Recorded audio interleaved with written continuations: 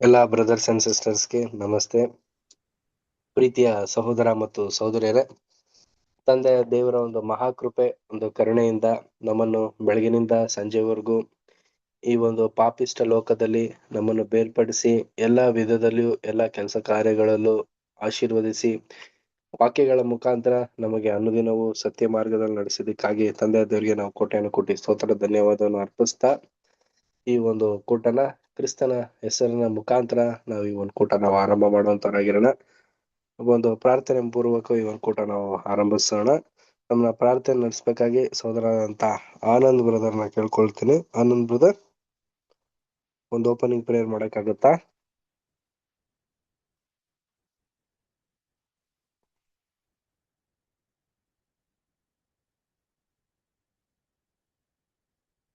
Okay, Navita sister ಒಂದು opening prayer ಮಾಡಿ sister.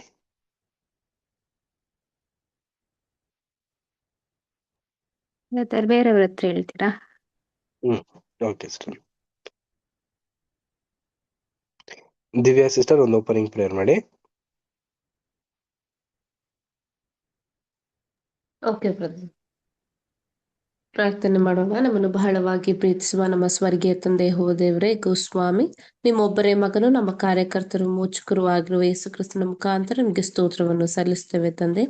ಎಲ್ಲಿಬ್ಬರಾಗ್ಲಿ ಮೂವರಾಗ್ಲಿ ನನ್ನ ಹೆಸರಿನಲ್ಲಿ ಕೂಡಿ ಆರಾಧಿಸ್ತಾರೋ ಅಂತವರ ಮಧ್ಯದಲ್ಲಿ ನಾನಿರುತ್ತೇನೆ ಎಂಬುದಾಗಿ ನಿನ್ನ ವಾಕ್ಯ ಹೇಳುತ್ತದೆ ತಂದೆ.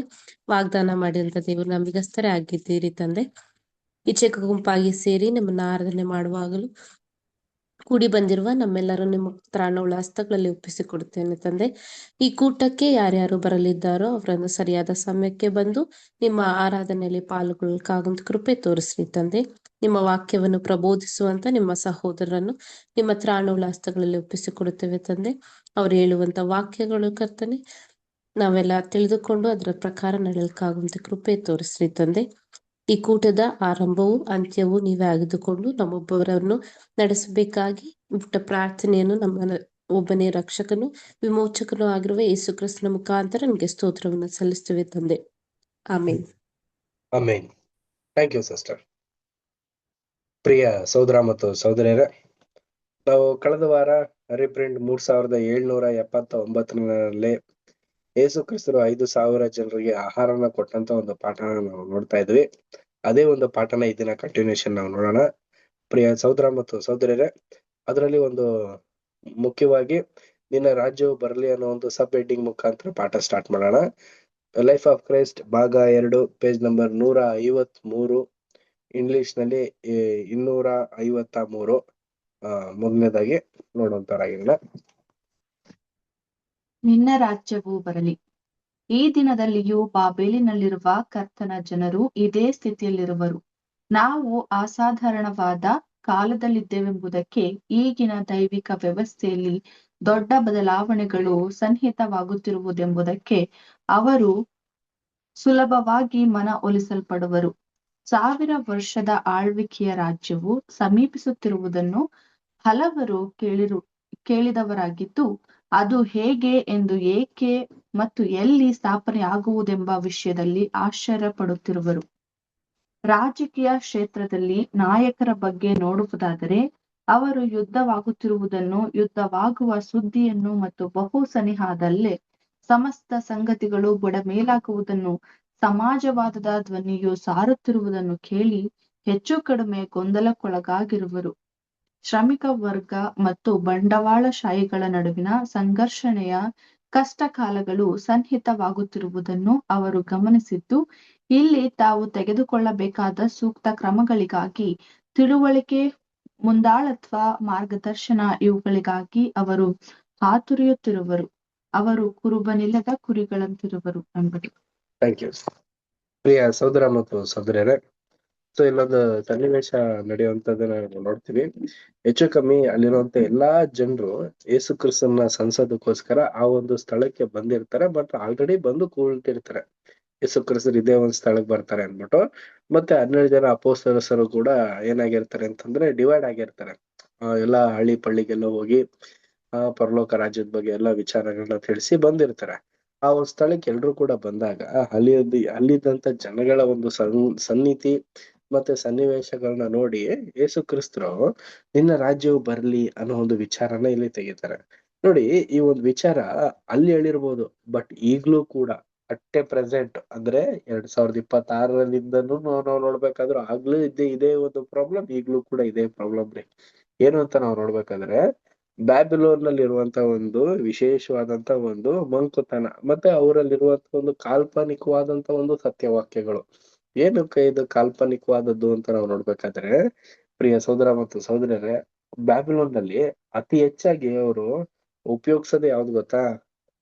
ಬರೀ ಮಾತುಗಳನ್ನ ಅಷ್ಟೇನೆ. ವಾಕ್ಯದಲ್ಲಿರುವಂತ ಒಂದು ವಿಚಾರ ಮತ್ತೆ ದೇವರ ಒಂದು ಯೋಜನೆನ ಸಂಪೂರ್ಣವಾಗಿ ಅರ್ಥ ಮಾಡ್ಕೊಳ್ದೆ ಬರೀ ಮಾತಿನಲ್ಲೇನೆ ದೇವ್ರ ರಾಜ್ಯ ಈ ರೀತಿ ಬರೋಂತ ಸಾಧ್ಯತೆ ಇದೆ, ದೇವ್ರ ರಾಜ್ಯ ಈ ರೀತಿ ಆಗುತ್ತೆ, ದೇವ್ರ ರಾಜ್ಯ ಅವರ ಒಂದು ಆಹಾ ಮತ್ತೆ ಪೂಹಗಳಲ್ಲೇನೆ ಒಂದು ವಿಶೇಷವಾದಂತ ರೀತಿಯಲ್ಲಿ ಅವರು ಪ್ರತಿಯೊಬ್ಬರಿಗೂ ಕೂಡ ದೇವ್ರ ರಾಜ್ಯದ ಬಗ್ಗೆ ಎಲ್ಲ ತಿಳಿಸ್ತಾರೆ ಪ್ರಿಯರೇ. ಬಟ್ ಆ ರೀತಿ ಇಲ್ಲ ಪ್ರಿಯರೇ. ನಾವು ದೇವರ ಮಕ್ಕಳಾಗಿರೋದ್ರಿಂದ, ಕ್ರಿಸ್ತನ ಅಂಗಾಂಗಕ್ಕೆ ಮೀಸಲಾಗಿರುವಂತ ಮಕ್ಕಳಾಗಿರೋದ್ರಿಂದ ನಮಗೆ ಗೊತ್ತು ದೇವರಾಜ್ಯ ಯಾವ ರೀತಿ ಸ್ಥಾಪನೆ ಆಗುತ್ತೆ, ಕ್ರಿಸ್ತನ ಒಂದು ಮಕ್ಕಳು ಯಾವ ರೀತಿನ ದೇವರು ಅಂಗೀಕರಿಸ್ತಾರೆ ಅನ್ನೋದನ್ನೆಲ್ಲ ನಾವು ಅರ್ತಿದ್ವಿ. ಆದ್ರೆ ಬ್ಯಾಬಿಲೋನ್ ಅಲ್ಲಿರುವಂತ ಹಲವಾರು ಕ್ರೈಸ್ತ ನಂಬಿಕೆಯಲ್ಲಿರುವಂತ ವ್ಯಕ್ತಿಗಳು ನಮ್ಮನ್ನೆಲ್ರನ್ನು ಕೂಡ ಪರಲೋಕ ಕರ್ಕೊಂಡು ಹೋಗ್ತಾರೆ. ನಾವು ಯೇಸು ಸ್ವಾಮಿ ನಂಬಿಟ್ರೆ ಸಾಕು, ನಾವು ಪರಲೋಕದಲ್ಲಿ ನಮ್ಗೆ ಒಂದು ಸ್ಥಾನ, ಒಂದು ಮಹೋನ್ನತವಾದಂತ ಒಂದು ಸನ್ನಿವೇಶದಲ್ಲಿ ನಾವ್ ಇರೋದಕ್ಕೆ ಸಾಧ್ಯ ಆಗುತ್ತೆ ಅನ್ನೋ ಒಂದು ಆಹಾಪೋಹದಲ್ಲಿ ಇರೋದನ್ನ ಇಲ್ಲಿ ನಮ್ಗೆ ಸಹೋದರಾದಂತ ರಜಲ್ ಬ್ರದರ್ ಅವ್ರು ತಿಳಿಸ್ತಾ ಇದಾರೆ ಪ್ರಿಯರೇ.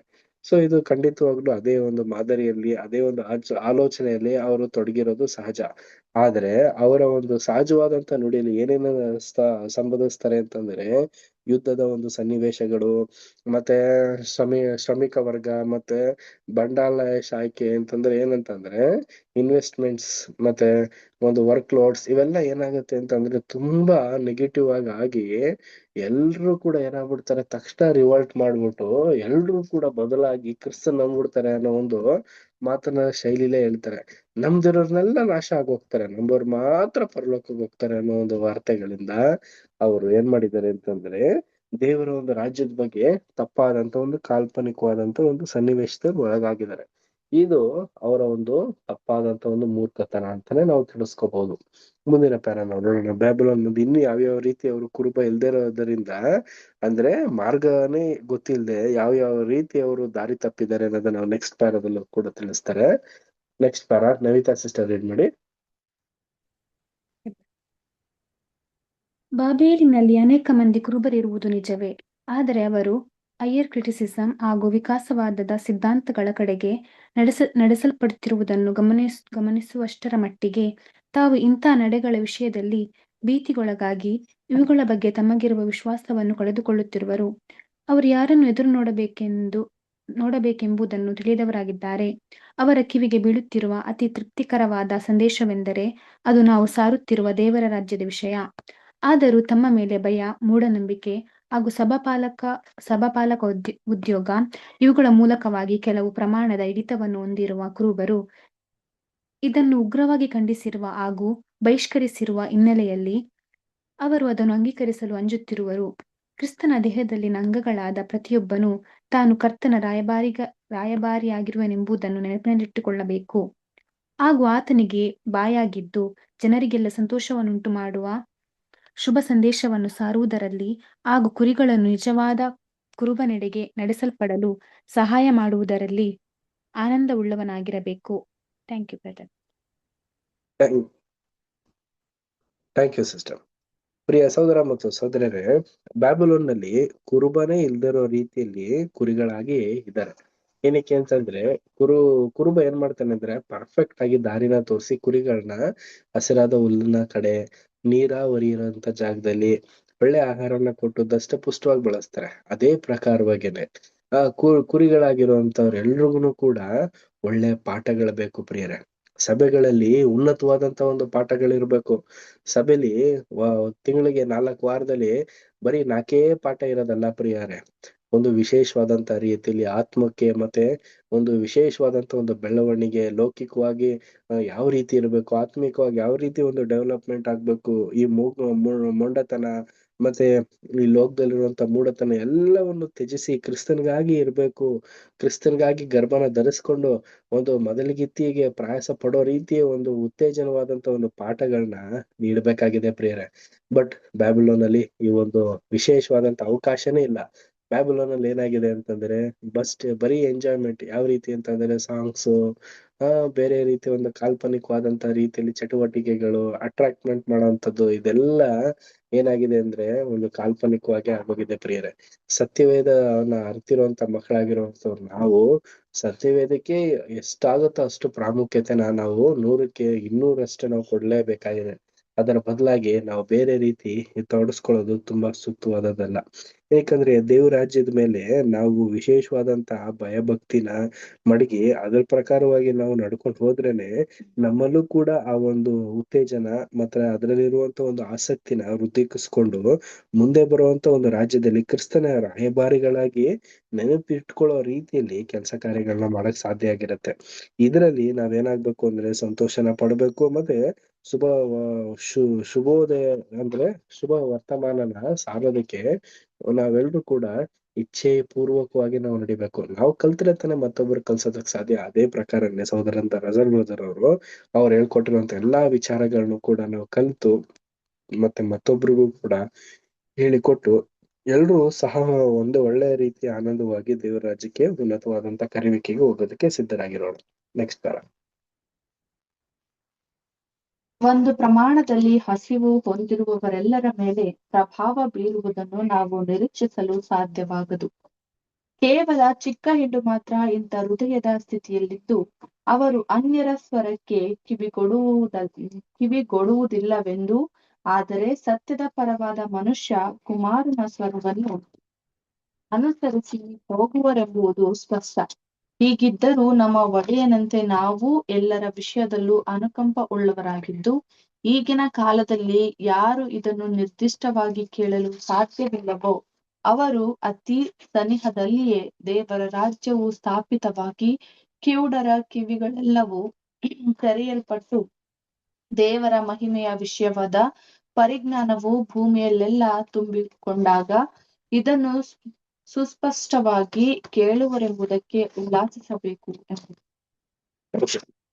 ಪ್ರಿಯ ಸಹೋದರ ಮತ್ತು ಸಹೋದರಿಯರೇ, ಸೊ ಒಂದು ಒಂದು ವಿಶೇಷವಾದಂತ ರೀತಿಯಲ್ಲಿ ನಮ್ಗೆ ತಿಳಿಸುವಂತ ಒಂದು ಮಾಹಿತಿನ ಏನಂತಂದ್ರೆ, ಚಿಕ್ಕ ಹಿಂಡಿನಲ್ಲಿ ಇರುವಂತ ಒಂದು ಆಸಕ್ತಿ, ಚಿಕ್ಕ ಹಿಂಡಿಗೆ ಸೇರುವಂತ ಹೃದಯಗಳಿರುವಂತ ಒಂದು ಮನಸ್ಥಿತಿ ಹೇಗಿದೆ ಅಂತಂದ್ರೆ ಸ್ವಸ್ಥ ಭಾವತೆ ಇದೆಯಂತೆ. ಮತ್ತೆ ದೇವರ ಒಂದು ವಾಕ್ಯಗಳನ್ನೆಲ್ಲ ಕೈಗೊಂಡು ನಡಿಬೇಕು, ಮತ್ತೆ ಕಿವಿಯಾರೆ ಕೇಳಿ ಮನಪೂರ್ವಕವಾಗಿ ಮನುಷ್ಯ ಕುಮಾರನ್ನ ಅಂಗೀಕಾರ ಮಾಡುವಂತ ಒಂದು ಒಳ್ಳೆ ಮನಸ್ಥಿತಿ ಇರತ್ತಂತೆ. ಯಾವ ರೀತಿ ಈಗ ನೋಡಿ, ಉದಾಹರಣೆನೂ ಕೂಡ ಇಲ್ಲೇ ಹೇಳ್ತಿದ್ದಾರೆ. ಈಗ ತಂದೆ ತಾಯಂದಿರಿಗೆ ಮಕ್ಕಳು ಯಾವ ರೀತಿ ಕೇಳ್ತಾರೆ, ಮಕ್ಕಳು ತಂದೆ ತಾಯಂದಿರ ಒಂದು ಮಾತನ್ನ ಯಾವ ರೀತಿ ಆ ಅಡ್ವೈಸ್ಗಳನ್ನೆಲ್ಲ ಹೆಂಗೆ ಕೇಳಿಸ್ಕೊಂತಾರೋ ಅದೇ ಪ್ರಕಾರ ಕ್ರಿಸ್ತನ ಒಂದು ವಾಕ್ಯಗಳು ಬೈಬಲ್ ನಲ್ಲಿರುವಂತ ಎಲ್ಲಾ ವಿಚಾರಗಳನ್ನು ಕೂಡ ಅರ್ತಿರೋರದಲ್ದೆ ಅದರ ಪ್ರಕಾರ ನಡೆದು ನಾವು ಒಂದು ವಿನಯತೆಯನ್ನ ನಾವು ಭಾವಿಸ್ಕೊಂಡ್ರೆ ಅಂತ ಒಂದು ವಿಶೇಷವಾದಂತ ಸ್ಥಾನಮಾನಕ್ಕೆ ಹೋಗೋದಕ್ಕೆ ಸಾಧ್ಯ ಅಂತ ಹೇಳ್ತಾ ಇದ್ದಾರೆ. ಏನಕ್ಕಂದ್ರೆ ಮೊದಲನೇದಾಗಿ ನಮ್ಮಲ್ಲಿ ಏನಿರ್ಬೇಕು ಅಂದ್ರೆ ಅನುಕಂಪ ಉಳ್ಳವರಂತ ಆಗುವಂತ ಒಂದು ಒಳ್ಳೆ ಗುಣಗಳನ್ನ ವೃದ್ಧಿ ಪಡಿಸ್ಕೋಬೇಕು. ಮೊದಲನೇದಾಗಿ ನಮ್ಗೆ ಅಂತ ಒಂದು ಗುಣಗಳನ್ನ ನಾವು ವೃದ್ಧಿ ಪಡಿಸ್ಕೊಂಡ್ರೆ ನಿಜವಾಗ್ಲೂ ದೇವ ರಾಜ್ಯದಲ್ಲಿ ಇನ್ ಕೇಸಸ್ ನೀವೇನಾದ್ರೂ ಲ್ಯಾಕ್ ಅಂಡ್ 44 ಫಿಲ್ ಆಗೋದ್ರಿ ಅನ್ಕೊಳ್ಳಿ, ಮುಂದೆ ಬರುವಂತ ಒಂದು ರಾಜ್ಯದಲ್ಲಿ ಎಲ್ರೂನು ನೀವ್ ಹೇಳೋವಂತ ಮಾತುಗಳನ್ನ ಕಿವಿಯಾರೆ ಕೇಳಿ ಮನಪೂರ್ವಕ ಅಂಗೀಕಾರ ಮಾಡಿ ಅವರಲ್ಲೂ ಕೂಡ ಬದಲಾವಣೆಗಳಾಗತ್ತೆ. ಪ್ರಿಯ ಸಹೋದರ ಮತ್ತು ಸಹೋದರರೇ, ಈಗ ನೀವೇನೇ ಹೇಳಿದ್ರು ಕೂಡ ಜನ ಕೇಳ್ತಾ ಇಲ್ಲ. ಬಟ್ ನೀವುಗಳೇನಾದ್ರೂ ಒಳ್ಳೆ ಓಟ ಓಡಿ ಕ್ರಿಸ್ತನಿಗೆ ಮೆಚ್ಚುಗೆ ಆಗಿರುವಂತ 1,44,000 ಸದಸ್ಯರುಗಳು ಆದ್ರಿ ಅಂತ ಅನ್ಕೊಳ್ಳಿ, ಆಗ ನಿಮಗೆ ಯಾವ ರೀತಿ ಒಂದು ಒಳ್ಳೆ ಬದಲಾವಣೆಗಳು ಉಂಟಾಗುತ್ತೆ, ನಿಮ್ಗೆ ಯಾವ ರೀತಿ ಒಂದು ಬದಲಾವಣೆಗಳು ಉಂಟಾಗತ್ತೆ ಅಂತ ನಾವು ನೋಡ್ಬೇಕಾದ್ರೆ ತುಂಬಾ ವಿಶೇಷವಾದಂತ ರೀತಿಯಲ್ಲಿ ಬದಲಾವಣೆಗಳನ್ನ ಉಂಟಾಗತ್ತೆ ಪ್ರಿಯರೇ. ಯಾವ ಯಾವ ತರ ಒಂದು ಉದಾಹರಣೆ ನಾವು ನೋಡೋಣ ನೋಡಿ. ಈಗ ನೀವೆಲ್ಲ ಗುಣಗಳನ್ನೆಲ್ಲ ಕಲಿತು ಅದರಲ್ಲಿ ತರಬೇತಿನ ಹೊಂದಿ ಅದನ್ ಪ್ರಕಾರ ನೀವು ನಡೆದು ಓಟ ಓಡಿ ಮುಗಿಸಿದ ನಂತರ ಒಂದು ಚಿಕ್ಕ ಹಿಂಡಲ್ಲಿ ನೀವು ಕೂಡ ಒಬ್ಬರಾದಾಗ 1000 ವರ್ಷದ ಒಂದು ಪ್ರಾರಂಭದಲ್ಲಿ ಎಲ್ರೂ ಪುನರುತ್ಥಾನ ಆಗಿ ಬಂದಾಗ ನಿಮ್ಮಲ್ಲಿರುವಂತ ಒಂದು ಬದಲಾವಣೆಗಳನ್ನ ನೋಡಿ. ಈಗ ನೋಡಿ ನಾವೆಲ್ಲ ಯೇಸು ಕ್ರಿಸ್ತರ ಲೈಫ್ ಸ್ಟೈಲ್ ನೋಡಿ ನಾವು ಬದಲಾಗ್ತಾ ಇದೀವಿ. ಆದ್ರೆ ಫ್ಯೂಚರ್ ಅಲ್ಲಿ ನಿಮ್ಮ ಒಂದು ಲೈಫ್ ಸ್ಟೈಲ್ ನ ನೋಡಿ ಇನ್ನು ಹಲವಾರು ಮಂದಿ ಪಾಠನ ಕಲ್ತು ನಿಮ್ಮ ಒಂದು ಮಾರ್ಗದಲ್ಲಿ ನಡೆಯುವಂತ ಒಂದು ವಿಶೇಷವಾದಂತ ಮಕ್ಕಳಾಗ್ತಾರೆ. ಏನಕ್ಕಂದ್ರೆ ತಂದೆ ದೇವರು ಮತ್ತೆ ಸಹೋದರ ಹಲವರು ಅಂತ ಅನ್ಬಿಟ್ಟು ವಾಕ್ಯ ಹೇಳುತ್ತೆ. ಅಂದ್ರೆ ಬರೀ ಕ್ರಿಸ್ತ ಒಬ್ರೇ ಅಲ್ಲ ರೀ, ಆ 1,44,000 ಜನರನ್ನು ಕೂಡ ಸಹೋದರನಾಗಿ ಯೇಸು ಕ್ರಿಸ್ತರು ನೇಮಕ ಮಾಡ್ತಾರೆ. ಆಗ ಈಗೆಲ್ಲ ಕೇಳಲ್ಲ, ಈಗೆಲ್ಲ ಕಿವಿ ಕೇಳಿಸೋದೇ ಇಲ್ಲ ನೋಡಿ. ವಾಕ್ಯ ಹೇಳಿದ್ರು ಕೇಳಿಸ್ಕೊಳಲ್ಲ. ಹಾಗೆ ಗುಣಗಳ ಲಕ್ಷಣಗಳ ಬಗ್ಗೆ ಒಂದು ವ್ಯಾಲ್ಯೂನೆಸ್ ತೋರಿಸ್ತಿರೋಂತ ವ್ಯಕ್ತಿಗಳೆಲ್ಲಾನು ಕೂಡ ಅಪನಂಬಿಕೆ ಇರುವಂತದ್ದು ಎಲ್ರು ಕೂಡ ಏನ್ ಮಾಡ್ತಾರೆ ಅಂದ್ರೆ ಆ ಒಂದು ದಿನದಲ್ಲಿ ಎಲ್ರು ಕೂಡ ಬದಲಾಗಿ ಆ ಒಂದು ಬದಲಾವಣೆನ ನಿರೀಕ್ಷಿಸ್ತಾರೆ ಪ್ರಿಯರೇ. ನೆಕ್ಸ್ಟ್ ಪ್ಯಾರ ನಾವು ರೀಡ್ ಮಾಡೋಣ. Next para Divya sister read ಮಾಡ್ತೀರಾ? ಅವರಿಗೆ ಬಹಳ ಅನೇಕ ವಿಷಯವಾಗಿ ಉಪದೇಶ ಮಾಡಿದನು. ನಾವು ಒಡೆಯನ ಉದಾಹರಣೆಯಿಂದ ಒಂದು ಪಾಠವನ್ನು ತೆಗೆದುಕೊಳ್ಳಬೇಕು. ಆತನು ಜನರ ಗುಂಪಿಗೆ ಸಹ ಅವರ ಪ್ರಯೋಜನಕ್ಕಾಗಿ, ಅವರ ಆದರಣೆಗಾಗಿ ಮತ್ತು ಅವರ ಏಳಿಗೆಗಾಗಿ ಸಿದ್ಧಗೊಳಿಸುವಂತ ಅನೇಕ ಸಂಗತಿಗಳನ್ನು ಉಪದೇಶಿಸಲು ಸಾಧ್ಯವಿತ್ತು. ಹೀಗೆ ಅಂತ್ಯದಲ್ಲಿ ಅವರು ಗಾಢವಾದ ಸಂಗತಿಗಳನ್ನು ಗ್ರಹಿಸಿಕೊಳ್ಳಲು ಸಿದ್ಧರಾಗಬಹುದಾಗಿತ್ತು. ತನ್ನ 12 ಮಂದಿ ಶಿಷ್ಯರಿಗೆ ಮತ್ತು ವಿಶೇಷವಾಗಿ ಪ್ರತಿಷ್ಠಿತರಾದ ತನ್ನ ಶಿಷ್ಯರಿಗೆ ಹೇಳಲು ಆತನಿಗೆ ಇನ್ನೂ ಬೇರೆ ಸಂಗತಿಗಳು ಸಹ ಇತ್ತು. ಹೀಗೆ ಅದನ್ನು ಹೇಳಿರುವನು: ದೇವರ ರಾಜ್ಯದ ಗುಟ್ಟು ನಿಮಗೆ ಕೊಟ್ಟಿದೆ, ಹೊರಗಿನವರಿಗೆ ಎಲ್ಲವೂ ಸಾಮ್ಯದ ಮರೆಯಲ್ಲಿವೆ.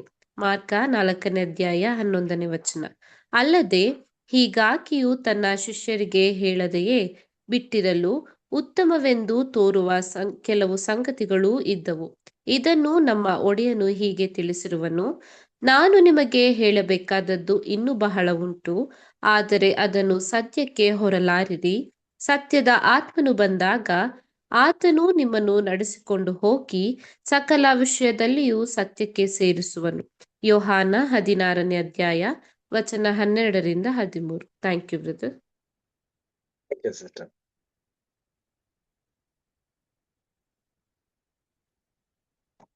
ಪ್ರಿಯ ಸಹೋದರ ಮತ್ತು ಸಹೋದರಿಯರೇ, ನೋಡಿ ಅಲ್ಲಿರುವಂತ ಜನರುಗಳೆಲ್ಲಾನು ಕೂಡ ಬಂದಿರ್ಬೇಕಾದ್ರೆ ಯೇಸು ಕ್ರಿಸ್ತರು ಏನ್ ಮಾಡಿದ್ದಾರೆ ಅಂದ್ರೆ ಹಲವಾರು ವಿಚಾರ, ಅನೇಕ ವಿಷಯಗಳನ್ನೆಲ್ಲಾನು ಕೂಡ ಉಪದೇಶಿಸಿದ್ದಾರೆ. ಯಾಕಂದ್ರೆ ನಮ್ಮ ಒಡೆಯರು ಸುಮ್ನೆ ಸಾಧಾರಣವಾದಂತ ಒಂದು ಪಾಠಗಳನ್ನ ತೆಗ್ದಿರಲ್ಲ ಪ್ರಿಯರೇ. ತುಂಬಾ ವಿಶೇಷವಾದಂತ ಒಂದು ತುಂಬಾ ಇನ್ಡೆಪ್ತ್ ಪಾಠಗಳನ್ನೆಲ್ಲಾನು ಕೂಡ ಅಲ್ಲಿದ್ದಂತ ಜನರುಗಳಿಗೆ ಆ ಗುಂಪಿನಲ್ಲಿ ಸೇರುವಂತವ್ರು ಎಲ್ರಿಗೂ ಕೂಡ ಹೇಳಿದ್ದಾರೆ, ತಿಳಿಸಿದ್ದಾರೆ. ಅದನ್ನ ಕೇಳಿ ಎಲ್ರಿಗೂ ಕೂಡ ಆಶ್ಚರ್ಯ ಉಂಟಾಗಿ ಏನಿಂತ ಒಂದು ಉನ್ನತವಾದಂತ ಒಂದು ಪಾಠ, ಇಂಥ ಒಂದು ವಿಶೇಷವಾದಂತ ರೀತಿಯಲ್ಲಿ ನಾವ್ ಇರ್ಬೇಕು ಅನ್ನೋದನ್ನೆಲ್ಲ ಅವ್ರು ತಿಳ್ಕೊಳ್ತಾರೆ. ಅದು ಅಲ್ದಂತಾನೆ 12 ಜನ ಮಂದಿಗೂನು ಕೂಡ ವಿಶೇಷವಾಗಿ ಇಂಥ ಒಂದು ವಿಶೇಷವಾದಂತ ಪಾಠಗಳನ್ನೆಲ್ಲ ತಿಳ್ಕೊಂಡು ಅವರು ಕೂಡ ಇನ್ನು ಹೆಚ್ಚಾಗಿ ದೇವರಾಜ್ಯದ ಬಗ್ಗೆ ಹೋರಾಡೋದಕ್ಕೆ ಸಿದ್ಧರಾಗಿ ನಿಂತ ಸನ್ನಿವೇಶ ಉಂಟಾಗುತ್ತೆ ಪ್ರಿಯರೇ. ಇದೆಲ್ಲ ನಾವು ನೋಡ್ಬೇಕಾದ್ರೆ ನಮ್ಗೇನೊಂದು ಆತ್ಮಿಕವಾದಂತ ಪಾಠ ಅಂತ ನಾವು ನೋಡ್ಬೇಕಾದ್ರೆ ನೋಡಿ ಯೋಹಾನದಲ್ಲಿ ಹೇಳ್ತಾರೆ ನೋಡಿ ಒಂದ್ ಮಾತು. ಯೋಹಾನ 16ನೇ ಅಧ್ಯಾಯ 12ನೇ ವಚನ ಓದಿ. 12ನೇ ವಚನ ಮಾತ್ರ.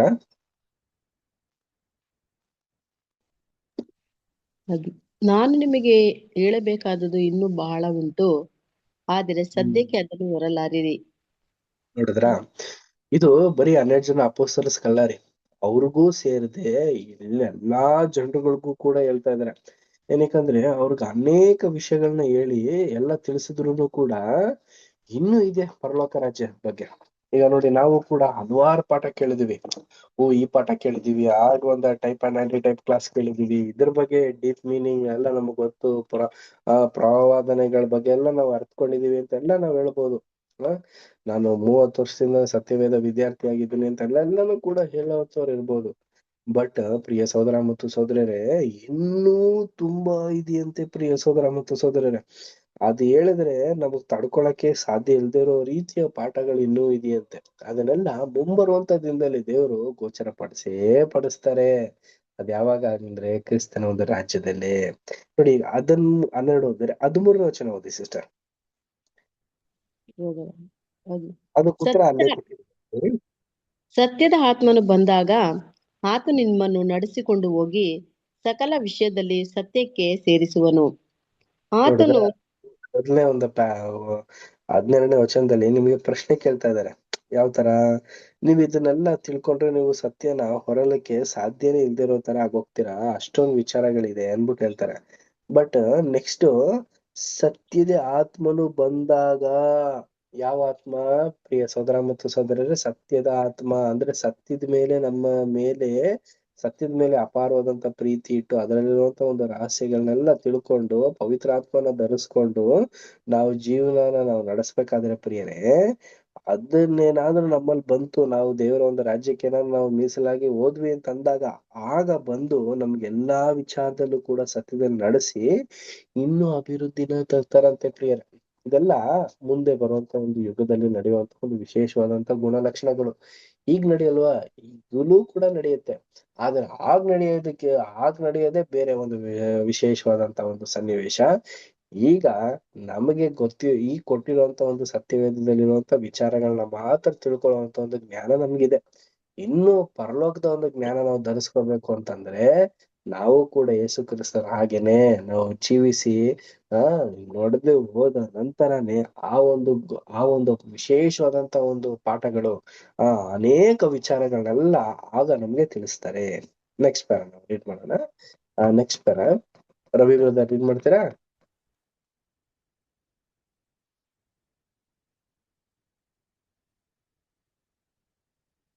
ಇನ್ಯಾರು ಬಳಿ ಇದೆ ಟೆಕ್ಸ್ಟ್ ಬುಕ್? ಯಾರು ರೀಡ್ ಮಾಡ್ತೀರಾ ಬ್ರದರ್ಸ್ ಅಂಡ್ ಸಿಸ್ಟರ್ಸ್? ಇದು ನ್ಯೂಸ್ ಪೇಪರ್ ಸ್ವಲ್ಪ ಹೊರಗಿದ್ದೆ brother. Okay sir brother, okay.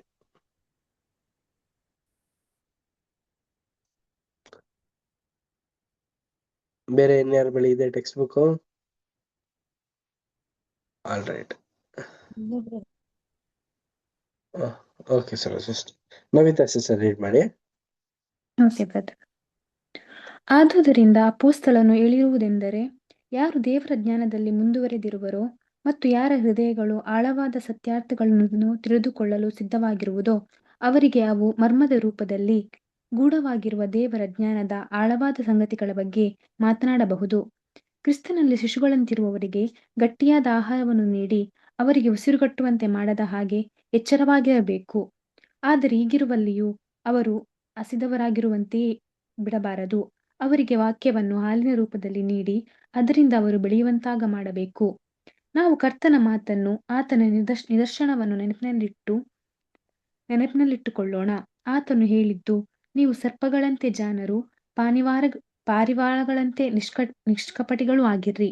ನಿಸ್ಸಂದೇಹವಾಗಿ ಈ ವಾಕ್ಯವನ್ನು ಓದುವ ಪ್ರತಿಯೊಬ್ಬನೂ ತಾನು ಪ್ರಾರಂಭದಲ್ಲಿ ಕರ್ತನ ಮತ್ತು ಆತನ ಧ್ಯೇಯೋದ್ದೇಶಗಳ ವಿಷಯವಾಗಿ ಸೇವೆ ಮಾಡುವ ಪ್ರಯತ್ನದಲ್ಲಿ ಜ್ಞಾನ ಮತ್ತು ವಿವೇಚನೆಗಳು ಇಲ್ಲದ ಕಾರಣ ಕರ್ತನ ಆದೇಶಗಳನ್ನು ಗಮನಕ್ಕೆ ತೆಗೆದುಕೊಳ್ಳುವುದರಲ್ಲಿ ವಿಫಲನಾಗಿ, ಅಲ್ಲದೆ ಶಿಶುಗಳಿಗೆ ಹಾಲನ್ನು ನೀಡುವ ಮತ್ತು ಪ್ರಾಯಸ್ಥರಿಗೆ ಗಟ್ಟಿಯಾದ ಆಹಾರ ನೀಡುವ ಬಗ್ಗೆ ಆತನ ಮಾದರಿಯನ್ನು ಅನುಸರಿಸಲು ವಿಫಲನಾಗಿ ಒಳ್ಳೆಯದಕ್ಕಿಂತಲೂ ಹೆಚ್ಚು ಹಾನಿಯನ್ನು ಉಂಟುಮಾಡಿದುದನ್ನು ಗ್ರಹಿಸಿಕೊಳ್ಳಬಹುದು. Thank you brother. Thank you sister. ಪ್ರೀತಿಯ ಸಹೋದರ ಮತ್ತು ಸಹೋದರಿಯರೇ, ಅಪೋಸ್ತಲ್ಸ್ಗೂ ಇಂತ ಒಂದು ಜ್ಞಾನ ದೇವರು ಒದಗಿಸಿದ್ರ ಅಂತಂದ್ರೆ ಖಂಡಿತವಾಗ್ಲೂ ಅವ್ರಿಗೂ ಒಂದು ಜ್ಞಾನ ತಿಳುವಳಿಕೆ ಇತ್ತು. ಬಟ್ ದೇವರ ಒಂದು ಜ್ಞಾನ ಆಳವಾದಂತ ಒಂದು ಸಂಗತಿಗಳನ್ನೆಲ್ಲನೂ ಕೂಡ ತಿಳಿಸ್ಬೇಕಾದ್ರೆ ನಾವು ವಿಶೇಷವಾಗಿ ಒಂದು ವಿಚಾರನು ಕೂಡ ತಿಳಿಸ್ತಾರೆ ನೋಡಿ. ಯಾಂತ ಒಂದು ವಿಚಾರ? ಈಗ ನೋಡಿ, ಮಕ್ಳಿಗೆ ಗಟ್ಟಿ ಆಹಾರನ ತಿನ್ನಿಸ್ಬಿಟ್ರೆ ಆಗತ್ತಾ? ಫಸ್ಟ್ ಆಫ್ ಆಲ್ ಅವ್ರಿಗೆ ಅಲ್ಲೇ ಇರಲ್ಲ ರೀ. ಅವ್ರಿಗೆ ಎಂತದ್ದು ಹಾಲ್ನ ಕೊಟ್ಟು ಹಾಲ್ನ ಉಣ್ಸಿ, ಅಂದ್ರೆ ಲಿಕ್ವಿಡ್ ಐಟಮ್ಸ್ ಎಲ್ಲ ತಿನ್ಸಿ ಅದ ನಂತರ ಗಟ್ಟಿ ಆಹಾರ ಕೊಟ್ಟಾಗ ಅವರು ಬೆಳವಣಿಗೆಲೆ ಇಂಪ್ರೂವ್ಮೆಂಟ್ ಆಗುತ್ತೆ. ಅದೇ ಪ್ರಕಾರ ನಮ್ಮಲ್ಲೂ ನಿಮ್ಮಲ್ಲೂ ಇದೇ ಒಂದು ಕಾನ್ಸೆಪ್ಟೇ ನಮ್ಮಲ್ಲೂ ನಡೀತಾ ಇರೋದು. ನಾವು ಸ್ಟಾರ್ಟಿಂಗ್ ಸತಿಗ್ ಬಂದಾಗ ಏನ್ ತಿಂದ್ವಿ? ಬೇಸಿಕ್ ಕ್ಲಾಸಸ್ಗಳನ್ನೆಲ್ಲ ತಿಂದ್ವಿ. ಒಂದು ವಿಶೇಷವಾದಂತ ಒಂದು ಆತ್ಮಿಕವಾದಂತ ಒಂದು ಚಟುವಟಿಕೆಯಲ್ಲಿ ಇನ್ನೂ ಅಭಿವೃದ್ಧಿನ ಹೊಂದಿದ್ವಿ. ಅದಾದ್ಮೇಲೆ ನಮ್ಗೆ ಇನ್ನು ಹೈಯರ್ ಸ್ಟಡೀಸ್ ಏನು ಗಟ್ಟಿಯಾದಂತ ಆಹಾರಗಳು, ಎವ್ರಿ ಡೇ ಕ್ಲಾಸಸ್ಗಳು, ವ್ಯಾಲ್ಯೂಮ್ ಸ್ಟಡೀಸ್, ಹೈಯರ್ ಕ್ಲಾಸಸ್ಗಳೆಲ್ಲನೂ ಕೂಡ ಪಾಠಗಳನ್ನೆಲ್ಲ ಕೇಳ್ಬೇಕಾದ್ರೆ ನಮ್ಗಿನ್ನು ಹೆಚ್ಚಾದಂತ ಒಂದು ಗುಣಗಳನ್ನ ಬರುತ್ತಿ ಬೆಳೆದು ಹೋಗ್ಬೇಕೇ ಹೊರತು ಅಂಗವಿಕಲನ ತರ. ಅಂದ್ರೆ ಯಾವ ತರ, ಏಜ್ ಆಗ್ತಾ ಇದೆ, ವಯಸ್ಸಾಗ್ತಾ ಇದೆ, ಆದ್ರೆ ಬೆಳವಣಿಗೆನೇ ಇಲ್ಲ. ಆ ರೀತಿ ಆದ್ರೆ ಪ್ರಿಯರೇ, ನಮಗೆ ನಾವು ಮಾಡ್ಕೊಳ್ಳುವಂಥದ್ದು ತುಂಬಾ ದೊಡ್ಡ ಒಂದು ತಪ್ಪಾಗಿ ಹೋಗ್ತಿದೆ. ಸೊ ಹಾಗಿರ್ಬೇಕಾದ್ರೆ ನಮ್ಗೇನು ಒಂದು ಮಾರ್ಗಸೂಚನೆ ಕೊಡ್ತಾ ಇದಾರೆ ಅಂದ್ರೆ, ನಾವು ಯಾವ ತರ ಇರ್ಬೇಕು, ಹೆಂಗಿರ್ಬೇಕು. ನಾವು ಹೆಂಗಿರ್ಬೇಕಂದ್ರೆ ಶಾರ್ಪ್ ಮೈಂಡ್ ಆಗಿರ್ಬೇಕು, ಸರ್ಪಗಳಂತೆ ಜಾಣರಾಗಿರ್ಬೇಕು. ನೋಡಿ, ಈಗ ಸರ್ಪ ಜಾಣನ ಪೆದ್ದನ? ಅದು ಖಂಡಿತವಾಗ್ಲೂ ಜಾಣ, ಪ್ರಿಯ ಸೋದರ ಮತ್ತು ಸೋದರಿಯರೇ. ಈಗ ನೋಡಿ, ಸರ್ಪ ಏನಾದ್ರು ಯಾವ ರೀತಿ ಇರುತ್ತೆ, ಯಾರಿಗೂ ಗೊತ್ತಿಲ್ದಿರೋ ತರ ಹೋಗುತ್ತೆ, ಎಲ್ಲಾ ಕೆಲ್ಸ ಮುಗಿಸ್ಕೊಂಡು ವಾಪಸ್ ಗೊತ್ತಿಲ್ದಿರೋ ತರ ಬರುತ್ತೆ. ಆ ಪ್ರಕಾರ ಇರ್ಬೇಕು ಪ್ರಿಯ ಸೋದರ ಮತ್ತು ಸೋದರಿಯರೇ. ಪಾರಿವಾಳದಂತೆ ನಿಷ್ಕಪಟವಾಗಿ ನೋಡಿ, ಪಾರಿವಾಳ ಸ್ನಾನ ಮಾಡುತ್ತಾ, ಸೋಪ್ ಹಾಕುತ್ತಾ, ಶಾಂಪು ಹಾಕೊಂಡೆಲ್ಲ ಕ್ಲೀನ್ ಆಗಿ ಡೈಗಿ ಎಲ್ಲ ಹೊಡಿತಾ ಇಲ್ಲ ರೀ. ನೋಡಿ, ಅದ್ರಲ್ಲಿ ಕೊಳೆನೆ ಅನ್ನೋದೇ ಇರೋದಿಲ್ಲ. ಅಷ್ಟ್ ನೀಟಾಗಿ ಅದು ಕ್ಲೀನ್ ಮಾಡ್ಕೊಂತಾನೇ ಇರುತ್ತೆ. ಬಿಡು ಇರೋಂತ ಸಂದರ್ಭದಲ್ಲೆಲ್ಲ ಏನ್ ಮಾಡುತ್ತೆ, ರೆಕ್ಕೆ ಪುಕ್ಕಗಳನ್ನೆಲ್ಲ ಉದುರ್ಕೊಂಡು ಸ್ವಲ್ಪ ಸ್ವಲ್ಪ ನೀರಿನ ಮುಖಾಂತರ ಅದು ಎದ್ದಿ ಬದ್ದಿ ಏನೋ ಒಂದ್ ಮಾಡಿ ಒಂದು ಕ್ಲೀನ್ ಅಂಡ್ ಕ್ಲಿಯರ್ ಆಗಿರುತ್ತೆ. ಕೊಳೆನೆ ಆಗೋದಕ್ ಹೋಗೋದಿಲ್ಲ. ಮತ್ತೆ ಅದೊಂಥರ ಮುಟ್ಟಿದ್ರೆ ಒಂದೊಳ್ಳೆ ಸಿಲ್ಕಿನೆಸ್ ಇರುತ್ತೆ ಹೇರ್ಸ್ನೆಲ್ಲ. ಅದು ನೋಡಿ, ಅದಕ್ಕೆ ಯಾರಾದ್ರೂ ಸ್ನಾನ ಮಾಡಿಸ್ತಾರ? ಯಾರು ಇಲ್ಲ ರೀ. ಅಂತ ಒಂದು ಗುಣ ತರ, ಅಂದ್ರೆ ಏನಂದ್ರೆ ಪಾಪಕ್ಕೆ ಅಂಟದಿರೋ ತರ, ಪಾಪಕ್ಕೆ ಬೀಳ್ದಿರೋ ತರ ಸರ್ಪ ನೋಡಿ. ನೋಡಿ, ಜಾಣತೆಯಿಂದ ಪಾಪಕ್ಕೆ ಜಾಣದವಾಗಿ ನಾವು ಬೀಳ್ದಿರೋ ತರ, ಪಾಪನೇ ನಾವು ಅಂಟಿಸ್ಕೊಳ್ದಿರೋ ತರ ಪಾರಿವಾಳ ತರ ನಾವು ಬ್ರದರ್ ಜೀವಿಸ್ಬೇಕಾಗಿದೆ. ನಮ್ಮೆಲ್ಲರ ಒಂದು ಕರ್ತವ್ಯ ಆಗಿದೆ ಪ್ರಿಯರೇ. ಈ ರೀತಿ ನಾವು ನಿರೇಶ್ ಬ್ರದರ್ ನಡೆಯೋದ್ರಿಂದ ಶ್ರೀಕಾಂತ್ ಬ್ರದರ್ brother ಸೌಂಡ್ ಹೇಳಿ. ಯಾಕೆ ಬಹಳ ಕಡಿಮೆ ಇದೆ ಬ್ರದರ್. ಸೌಂಡ್ ಯಾಕೆ ಬೇರೆ ಬ್ರದರ್ಸ್ ಅಂಡ್ ಸಿಸ್ಟರ್ಸ್, ನಿಮ್ಗೆಲ್ಲ ಸೌಂಡ್ ಕೇಳಿಸ್ತಾ ಇದೆಯಾ? ಕರೆಕ್ಟ್ ಇದೆ ಕೇಳಿಸ್ತಾ ಇದೆ brother. brother. ಶ್ರೀಕಾಂತ್ ಬ್ರದರ್, ಸ್ವಲ್ಪ ವ್ಯಾಲ್ಯೂಮ್ ನ ಅಪ್ ಮಾಡಿ. ಕರೆಕ್ಟ್ ಇದೆ ವ್ಯಾಲ್ಯೂಮ್ ಕರೆಕ್ಟ್ ಇದೆ. ಶ್ರೀಕಾಂತ್ ಬ್ರದರ್ ಒಂದ್ಸರಿ ಎಕ್ಸಿಟ್ ಆಗಿ ರೀಲ್ ಆಗಿ ಹಾಕಿ ನೋಡಿ, ಆಗ ಸರಿ ಆಗ್ಬೋದು. ಇಲ್ಲಾಂದ್ರೆ ಸೌಂಡ್ ಬಟನ್ ನ ಡೌನ್ ಇರ್ಬೋದು, ಅಪ್ ಮಾಡಿ ನೋಡಿ.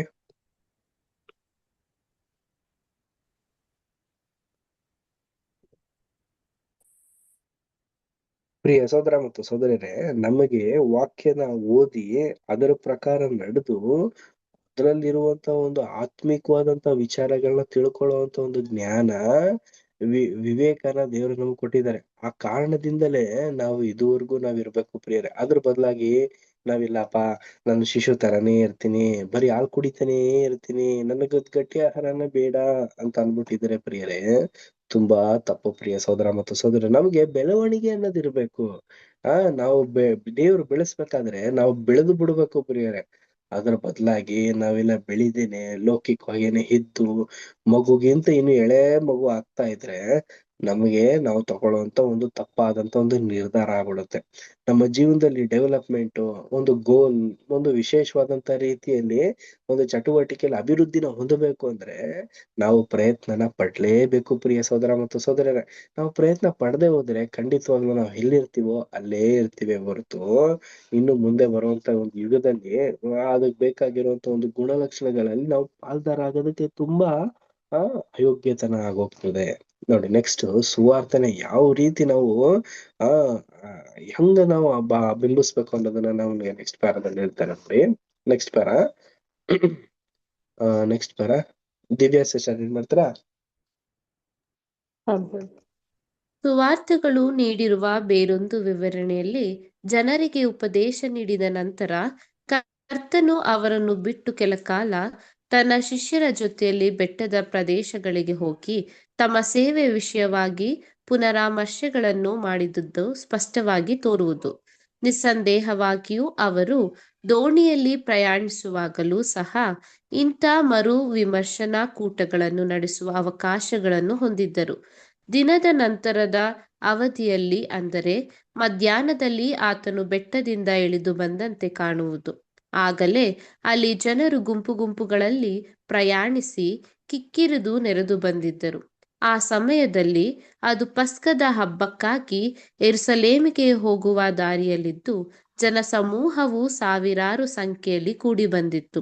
ಹೊಸದಾಗಿ ಬಂದವರಲ್ಲಿ ಪ್ರಶ್ನೆಗಳು ತುಂಬಿ ಆಸಕ್ತಿಭರಿತವಾಗಿದ್ದು ಸ್ಪಷ್ಟವಾಗಿದ್ದು, ನಮ್ಮ ಕರ್ತನು ಅವೆಲ್ಲವುಗಳ ಬಗ್ಗೆ ಅವರಿಗೆ ಉಪದೇಶ ಮಾಡಿ ವಿವರಣೆ ನೀಡಿದ್ದನು. Thank you brother. Thank you sister. ಪ್ರಿಯ ಸಹೋದರ ಮತ್ತು ಸಹೋದರರೇ, ನೋಡಿ, ಸುವಾರ್ತೆನ ಯಾವ ರೀತಿ ಪರ್ಫೆಕ್ಟ್ ಆಗಿ ತಿಳ್ಕೊಂಡು ಅದನ್ನ ಹೆಂಗ್ ತಿಳಿಸೋದು ಅನ್ನೋದನ್ನ ಹೇಳ್ಕೊಟ್ಟಿದ್ದಾರೆ. ಸೊ ಅದ್ರ ಪ್ರಕಾರನೇ ಏನ್ ಮಾಡಿದ್ದಾರೆ ಅಂತಂದ್ರೆ, ಶಿಷ್ಯಂದಿರು ಜೊತೆ ಆಗಿ ಹೋಗಿದ್ರು, ಮತ್ತೆ ಆ ಒಂದ್ ಸ್ಥಳಕ್ ಬಂದಿದ್ದಾರೆ.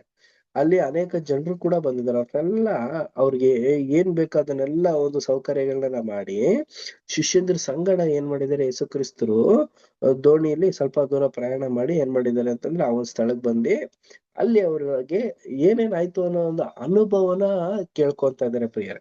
ಇದು ಫಾಲೋ ಅಪ್ ಮಾಡೋದು ತುಂಬಾ ಒಳ್ಳೇದ ಅಂದ್ರೆ ಖಂಡಿತವಾಗ್ಲೂ ಮಾಡೋದು ತುಂಬಾ ಒಳ್ಳೇದು ಪ್ರಿಯರೇ. ಈಗ ಸಹೋದರ ಸಭೆಯಲ್ಲಿ ನಮ್ಮಲ್ಲೂ ಕೂಡ ಒಂದು ಕೆಲಸ ಕಾರ್ಯಗಳಿದೆ. ಸಭೆಯಲ್ಲಿ ಬರ್ಬೇಕಾದ್ರೆ ಎಲ್ಲಾ ಸಹೋದರ ಸಹೋದರಿಯರು ಕೂಡ ಸತ್ಯದಲ್ಲಿ ಇದಾರ ಅನ್ನೋದನ್ನ, ಸತ್ಯದಲ್ಲಿ ಆಸಕ್ತಿ ಯಾವ ರೀತಿ ಇದೆ ಅನ್ನೋದನ್ನ ನಾವು ಬ್ಯಾಕ್ ಗ್ರೌಂಡ್ ಅಲ್ಲಿ ಚೆಕ್ ಮಾಡ್ತಾ ಇರ್ಬೇಕು. ಅದು ಹೊರತುಪಡಿಸಿ ಬರೀ ಸಂಡೆ ಬಂದ್ರು ನಮಸ್ತೆ ಅಂತ ಹೇಳ್ಬಿಟ್ಟು ಹೋಗೋದಲ್ಲ ಪ್ರಿಯರೇ. ನಾವು ಮತ್ತೊಬ್ರು ಕೂಡ ಇನ್ನೂ ಹೆಚ್ಚಾಗಿ ಸತ್ಯದಲ್ಲಿ ಬೆಳೆಯೋದಕ್ಕೆ ಅವ್ರಿಗೆ ಅವಕಾಶ ಸಿಗ್ತಾ ಇದೆಯಾ, ಅವ್ರು ಇನ್ನೂ ಸತ್ಯದಲ್ಲಿ ಇನ್ನೂ ಯಾವ ರೀತಿ ಇದ್ದಾರೆ ಅನ್ನೋದನ್ನೆಲ್ಲಾನು ಕೂಡ ನಾವು ತಿಳ್ಕೊಂಡು ನಮ್ಮಲ್ಲೂ ಕೂಡ ನಾವು ಬೆಳವಣಿಗೆ ಮಾಡ್ಕೊಳ್ಳೋದು ತುಂಬಾ ಒಳ್ಳೇದು. ಇದು ನಮಗೂ ಕೂಡ ಒಂದು ಪಾಠನೇ, ಅಲ್ಲಿ ನಡೆದಿರುವಂತ ಒಂದು ಘಟನೆ. ಅದಾದ್ಮೇಲೆ ಪ್ರಿಯರೇ, ಈ ಸ್ಥಳದಲ್ಲಿ ಇವೆಲ್ಲ ನಡೆದಾದ್ಮೇಲೆ ಜನರು ಏನಾಗ್ತಾರೆ ಅಂತಂದ್ರೆ, ಪಸ್ಕ ಹಬ್ಬ ಬೇರೆ ಹತ್ರ ಬಂದ್ಬಿಡ್ತು. ಎಲ್ರು ಪಸ್ಕ ಹಬ್ಬ ಮಾಡ್ಬೇಕು ಅಂತಂದ್ರೆ ಏನ್ ಮಾಡ್ತಿದ್ರು, ಜೆರುಸಲೇಮ್ಗೆ ಎಲ್ರು ಕೂಡ ಹೋಗ್ತಾ ಇದ್ರು. ಆ ಸನ್ನಿವೇಶದಲ್ಲಿ ಸಾವಿರಾರು ಸಂಖ್ಯೆ ಜನರು ಇಲ್ಲಿ ಯೇಸು ಕ್ರಿಸ್ತರು ಇದಾರೆ ಅಂತ ಅನ್ಬಿಟ್ಟು ಹಂಗೆ ಗೊತ್ತಾಗ್ಬಿಡುತ್ತಲ್ವಾ, ಇವ್ರನ್ನ ಸಂಧಿಸ್ಬಿಟ್ಟು ಹೋಗ್ಬಿಡೋಣ ಅನ್ಬಿಟ್ಟು ಎಲ್ರು ಕೂಡ ಬಂದಿದ್ದಾರೆ. ಅವ್ರಿಗೆಲ್ಲಾರಲ್ಲೂ ಕೂಡ ಏನಿದೆ ಅಂತಂದ್ರೆ ಪ್ರಶ್ನೆಗಳೇ ಇದೆ. ಹೆಚ್ಚಿನ ಮಂದಿ ಏನಾಗಿದ್ದಾರೆ ಅಂತಂದ್ರೆ, ಲೋಕನ ತಿಳಿಸಿ ಸತ್ಯನ ತಿಳ್ಕೊಳ್ಳೋಣ ಅಂತ ಬಂದಿರೋರು ಇದಾರೆ. ಕೆಲವು ಮಂದಿ ಏನಾಗಿದ್ದಾರೆ ಅಂತ ಯಹೂದಿಗಳೇನೆ ಆದ್ರೂ ಕೂಡ ಏನಾಗಿದ್ದಾರೆ, ಆ ಒಂದು ಜನರು ಏನ್ ಮಾಡಿದ್ದಾರೆ, ಹಿರಿಯರು ಯಾರು ಸಾಧುಕಾರರು, ಪರಿಸಾಯರು, ಯಾಜಕರು, ಅವರೆಲ್ಲರೂ ಕೂಡ ಏನ್ ಮಾಡಿದ್ರು ಅಂತಂದ್ರೆ, ಒಂದು ಒಳ್ಳೆ ಆತ್ಮಿಕವಾದಂತ ಆಹಾರಗಳನ್ನ, ವಾಕ್ಯಗಳನ್ನ ಕೊಡದೇನೆ ಅವ್ರ ಏನ್ ಮಾಡ್ಬಿಟ್ರು, ಅವ್ರ ಹತ್ರ ಬರೀ ಉಪಯೋಗನ ಮಾಡಿಸ್ಕೊಬಿಟ್ಟಿದ್ರು. ಅಂತ ಮಕ್ಳು ಕೂಡ ತುಂಬಾ ಜನ ಇದ್ರು. ಇವರಲ್ಲಿ ಹಲವಾರು ಪ್ರಶ್ನೆಗಳಿತ್ತು. ಏನು, ನನ್ ರಕ್ಷಣೆ ಹೆಂಗ್ ಸಾಧಿಸ್ಕೊಳ್ಳೋದು ಅನ್ನೋ ಒಂದು ಪ್ರಶ್ನೆಗಳ ಹಲವಾರು ಜನಕ್ಕೆ ಮೂಡಿತ್ತು ಪ್ರಿಯರೇ. ಇವ್ರಿಗೆಲ್ಲರಿಗೂ ಕೂಡ ಯೇಸು ಕ್ರಿಸ್ತ ಏನ್ ಮಾಡಿದ್ದಾರೆ ಅಂದ್ರೆ ಉತ್ತರಗಳನ್ನ ಕೊಟ್ಟು, ಉಪದೇಶಗಳನ್ನ ಮಾಡಿ, ವಿಚಾರಗಳನ್ನೆಲ್ಲ ವಿನಿಮಯಗಳನ್ನೆಲ್ಲ ಮಾಡಿ, ಅಂದ್ರೆ ಅವ್ರದ್ದೆಲ್ಲ ವಿಚಾರಗಳನ್ನೆಲ್ಲ ಕೇಳಿಸ್ಕೊಟ್ಟು ಅವ್ರಿಗೆ ವಿನಿಮಯ ಅಂದ್ರೆ ಏನು, ಇದನ್ನ ಈ ರೀತಿ ಮಾಡಿ ಅನ್ನೋ ತರ ಒಂದು ಸಜೆಷನ್ ಕೊಡೋದು, ಇದನ್ನೆಲ್ಲ ಯೇಸು ಕ್ರಿಸ್ತರು ಮಾಡಿ ಎಲ್ರಿಗೂ ಕೂಡ ಸಮಾಧಾನನ ದಯಪಾಲಿಸಿದ್ದಾರೆ. ನೋಡಿ, ಸಾವಿರಾರು ಸಂಖ್ಯೆ ಜನರು ಬಂದಿದ್ದಾರೆ ಪ್ರಿಯರೇ. ನೋಡ್ಬೇಕಾದ್ರೆ ನಾರ್ಮಲ್ ಅಲ್ಲ, ಕ್ರೈಸ್ಟ್ ಮಾಡ್ತಿರೋಂತ ಒಂದು ಸೇವೆನೇ ಬೇರೆ ಸೇವೆ ಪ್ರಿಯ ಸಹೋದರ ಮತ್ತು ಸಹೋದರರೇ. ಬರೀ 10 ಜನರನ್ನ ಅವರ ಒಂದು ಯೋಗಕ್ಷೇಮನ ವಿಚಾರಿಸ್ತಾ ಇಲ್ಲ ಯೇಸು ಕ್ರಿಸ್ತರು. ಸಾವಿರಾರು ಸಂಖ್ಯೆ ಜನರನ್ನೆಲ್ಲರ ಯೋಗಕ್ಷೇಮ ನೋಡಿ ಅವ್ರನ್ನೆಲ್ಲರನ್ನು ಕೂಡ ಸಂತೈಸಿ ಎಂತ ಮಹೋನ್ನತವಾದಂತ ಕೆಲಸ ಕಾರ್ಯಗಳನ್ನ ಮಾಡ್ತಾ ಇದಾರೆ ಅಂತಂದ್ರೆ ತಂದೆಗೆ ಮೆಚ್ಚುಗೆಯಾಗಿ ಮಾಡ್ತಾ ಇದಾರೆ. ನೆಕ್ಸ್ಟ್ ನೋಡಿ, ನೆಕ್ಸ್ಟ್ ಏನಾಗುತ್ತೆ ಅಂತಂದ್ರೆ ಊಟದ ಒಂದು ಸನ್ನಿವೇಶ ಬರುತ್ತೆ. ಇದನ್ನ ಯಾವ ರೀತಿ ಹ್ಯಾಂಡಲ್ ಆಗಿದೆ ಅನ್ನೋದನ್ನ ನೆಕ್ಸ್ಟ್ ಪ್ಯಾನ್ ನಾವು ನೋಡೋಣ. ನೀವೇ ಅವರಿಗೆ ಊಟಕ್ಕೆ ಕೊಡಿರಿ. ಹೊತ್ತು ಮುಳುಗುವುದಕ್ಕೆ ತೊಡಗಿತ್ತು ಮತ್ತು ಜನರನ್ನು ಕಳುಹಿಸಿ ಬಿಡಬೇಕೆಂದು ಶಿಷ್ಯರು ಒತ್ತಾಯ ಪಡಿಸಿದ್ದರು. ಆದರೆ ಅವರು ತಿಳಿಯದಂತ ಒಂದು ಉದ್ದೇಶವು ಆತನಲ್ಲಿತ್ತು. ತನ್ನ ಇಡೀ ಸೇವಾವಧಿಯಲ್ಲಿನ ಅತಿ ಶ್ರೇಷ್ಠವಾದ ಅದ್ಭುತವನ್ನು ಮಾಡುವುದು ಆತನ ಮನಸ್ಸಿನಲ್ಲಿತ್ತು. ಹೀಗಿದ್ದರೂ ಅದನ್ನು ಹೇಳುವುದಕ್ಕೆ ಬದಲಾಗಿ ಆತನು ಸಹಜವಾದ ರೀತಿಯಲ್ಲಿ ಈ ಸಂಗತಿಯು ನೆರವೇರ ಬಯಸಿದವನಾಗಿ ಅವರಿಗೆ ತಮ್ಮ ನಿಸ್ಸಹಾಯಕ ಸ್ಥಿತಿಗೆ ಸಹಾಯ ಮಾಡುವುದಾಗಿ ಹೇಳಿ ಜನರನ್ನು ಕುಳಿತುಕೊಳ್ಳುವಂತೆ ಹೇಳಲು ಅವರಿಗೆ ಸೂಚಿಸಿದನು. ಅವರಲ್ಲಿ ಆಹಾರವೇನಾದರೂ ಇರುವುದೋ ಎಂದು ವಿಚಾರಿಸಿದನು. ಮತ್ತು ಅಲ್ಲಿ ಒಬ್ಬ ಹುಡುಗನ ಬಳಿ 4 ಜವೆ ಗೋಧಿಯ ರೊಟ್ಟಿ ಹಾಗೂ 2 ಮೀನುಗಳು ಇದ್ದು ಬೇರೇನೂ ಇಲ್ಲದಿರುವುದು ಕಂಡು ಬಂದಿತ್ತು. ಇದು ನಮ್ಮ ಕರ್ತನ ಉದ್ದೇಶಕ್ಕೆ ಪ್ರಯೋಜನಕಾರಿಯಾಗಿತ್ತು. ಹೇಗೂ ಆ ಜನರ ಗುಂಪಿಗೆ ಆಶೀರ್ವಾದ ಮಾಡುವ ಕಾರ್ಯದಲ್ಲಿ ಸಹಕರಿಸುವ ತನ್ನ ಇಚ್ಛೆಯನ್ನು ತೋರಲು ಆಶಿಸಿದ್ದನು ಮತ್ತು ಹೀಗೆ ತಾನು ಜನರೊಂದಿಗೆ ಹಾಗೂ ಲೋಕದವರೊಂದಿಗೆ ವರ್ತಿಸುವ ರೀತಿಯ ಬಗ್ಗೆ ಒಂದು ನಿದರ್ಶನವನ್ನು ನೀಡಿದ್ದನು. ಆತನು ನಮ್ಮ ಅಲ್ಪವಾದ ಮತ್ತು ಯೋಗ್ಯವಲ್ಲದ ಸಮಯ ಮತ್ತು ಸಾಮರ್ಥ್ಯಗಳನ್ನು ತೆಗೆದುಕೊಂಡು ಅವುಗಳನ್ನು ಆಶೀರ್ವದಿಸಿ ಅವುಗಳನ್ನು ತನ್ನ ಸೇವೆಯಲ್ಲಿ ಬಳಸಿಕೊಂಡು ಅವುಗಳ ಮೂಲಕವಾಗಿ ದೊಡ್ಡ ಸಂಗತಿಗಳು ನೆರವೇರುವ ಹಾಗೆ ಮಾಡುವನು. ಆತನು ಹೀಗೆ ತನ್ನ ಜನರ ಜೊತೆಗೂಡುವುದರಿಂದ ದೊರೆಯುವ ಅನುಭವ ಮತ್ತು ಪಾಠಗಳ ಮೂಲಕವಾಗಿ ಅವರಿಗೆ ಆಶೀರ್ವದಿಸುವನು. ಮತ್ತು ಆತನು ಯಾರ ಬಳಿಗೆ ಅವರನ್ನು ಕಳುಹಿಸಿಕೊಡುವನೋ ಅವರಿಗೆ ಪ್ರಾಪಂಚಿಕ ಹಾಗೂ ಆತ್ಮಿಕ ವಿಷಯಗಳಲ್ಲಿ ತನ್ನ ಕರುಣೆಯನ್ನು ತೋರುವುದರ ಮೂಲಕವಾಗಿ ಆಶೀರ್ವಾದವನ್ನು ನೀಡುವುದಕ್ಕಿಂತಲೂ ಹೆಚ್ಚಿನದನ್ನು ನೀಡುವನು ಎಂಬುದು. Thank you. ಪ್ರಿಯ ಸೋದರ ಮತ್ತು ಸೋದರರ, ಈಗ ಸನ್ನಿವೇಶ ಏನಾಗ್ತಾ ಇದೆ ಅಂತಂದ್ರೆ ಅಲ್ಲಿರೋರ್ಗೆಲ್ರಿಗೂ ಊಟ ಕೊಡುವಂತ ಒಂದು ಸನ್ನಿವೇಶ ಬಂದ್ಬಿಡುತ್ತೆ. ಒಳ್ಳೆ ಪಾಠ ಮಾಡಿದ್ದಾರೆ, ಎಲ್ರಿಗೂ ಕೂಡ ಅದ್ಭುತ ಕಾರ್ಯಗಳನ್ನೆಲ್ಲ ಮಾಡಿದ್ದಾರೆ, ಎಲ್ಲಾ ರೀತಿಯ ಒಂದು ಚಟುವಟಿಕೆಗಳನ್ನ ಯೇಸು ಕ್ರಿಸ್ತರು ನಿರ್ವಹಿಸಿದ್ದಾರೆ. ಇದಾದ್ಮೇಲೆ ಏನಾಗುತ್ತೆ ಅಂತಂದ್ರೆ ಇವರ ಒಂದು ಕೆರಿಯರ್ ಅಲ್ಲಿ, ಯೇಸು ಕ್ರಿಸ್ತರ ಒಂದು ಕೆರಿಯರ್ ಅಲ್ಲಿ ಅಷ್ಟು 1000 ಜನರಿಗೂ ಊಟ ಹಾಕಿರಲ್ಲ. ಬೇರೆಲ್ಲ ಅದ್ಭುತ ಮಾಡಿದ್ದೇ ರಿಪೀಟ್ ಆಗಿದೆ. ಕಣ್ಣಿಲ್ದವ್ರು ಕಣ್ ಕೊಡೋದು, ಕೈ ಕಾಲಿಲ್ದವ್ರು ಕೈ ಕಾಲು ಕೊಡೋದು, ಒಂದು ಮಾನಸಿಕ ಒಂದು ವರ್ತನೆ ಇರುವಂತವ್ರಿಗೆ ಮಾನಸಿಕವಾದಂತ ರೀತಿಯಲ್ಲಿ ಬಲನ ತುಂಬಿಸೋದು, ವಾಕ್ಯದಲ್ಲಿ ದಾಹ ಇರೋರ್ಗೆ ವಾಕ್ಯದ ಬಗ್ಗೆ ತಿಳಿಸೋದು, ಇದನ್ನ ರಿಪೀಟೆಡ್ ಎಲ್ಲ ಆಗಿದೆ. ಬಟ್ ಈಗ ಊಟ ಕೊಡೋದು ಇದೆಂತ ಒಂದು ವಿಶೇಷವಾದಂತ ಒಂದು ಅದ್ಭುತ ಅಂದ್ರೆ ಉನ್ನತವಾದಂತ ಒಂದು ಅದ್ಭುತ ರೀ. ಇಲ್ದೇ ಇರುವಂತ ಒಂದು ವಸ್ತುನ ಎಲ್ರಿಗೂ ಕೊಡೋದು ಇದೆಯಲ್ಲ, ಇದು ನೆನ್ಸಕ್ಕೆ ಸಾಧ್ಯವಾಗದೇ ಇರುವಂತ ಒಂದು ಅದ್ಭುತ.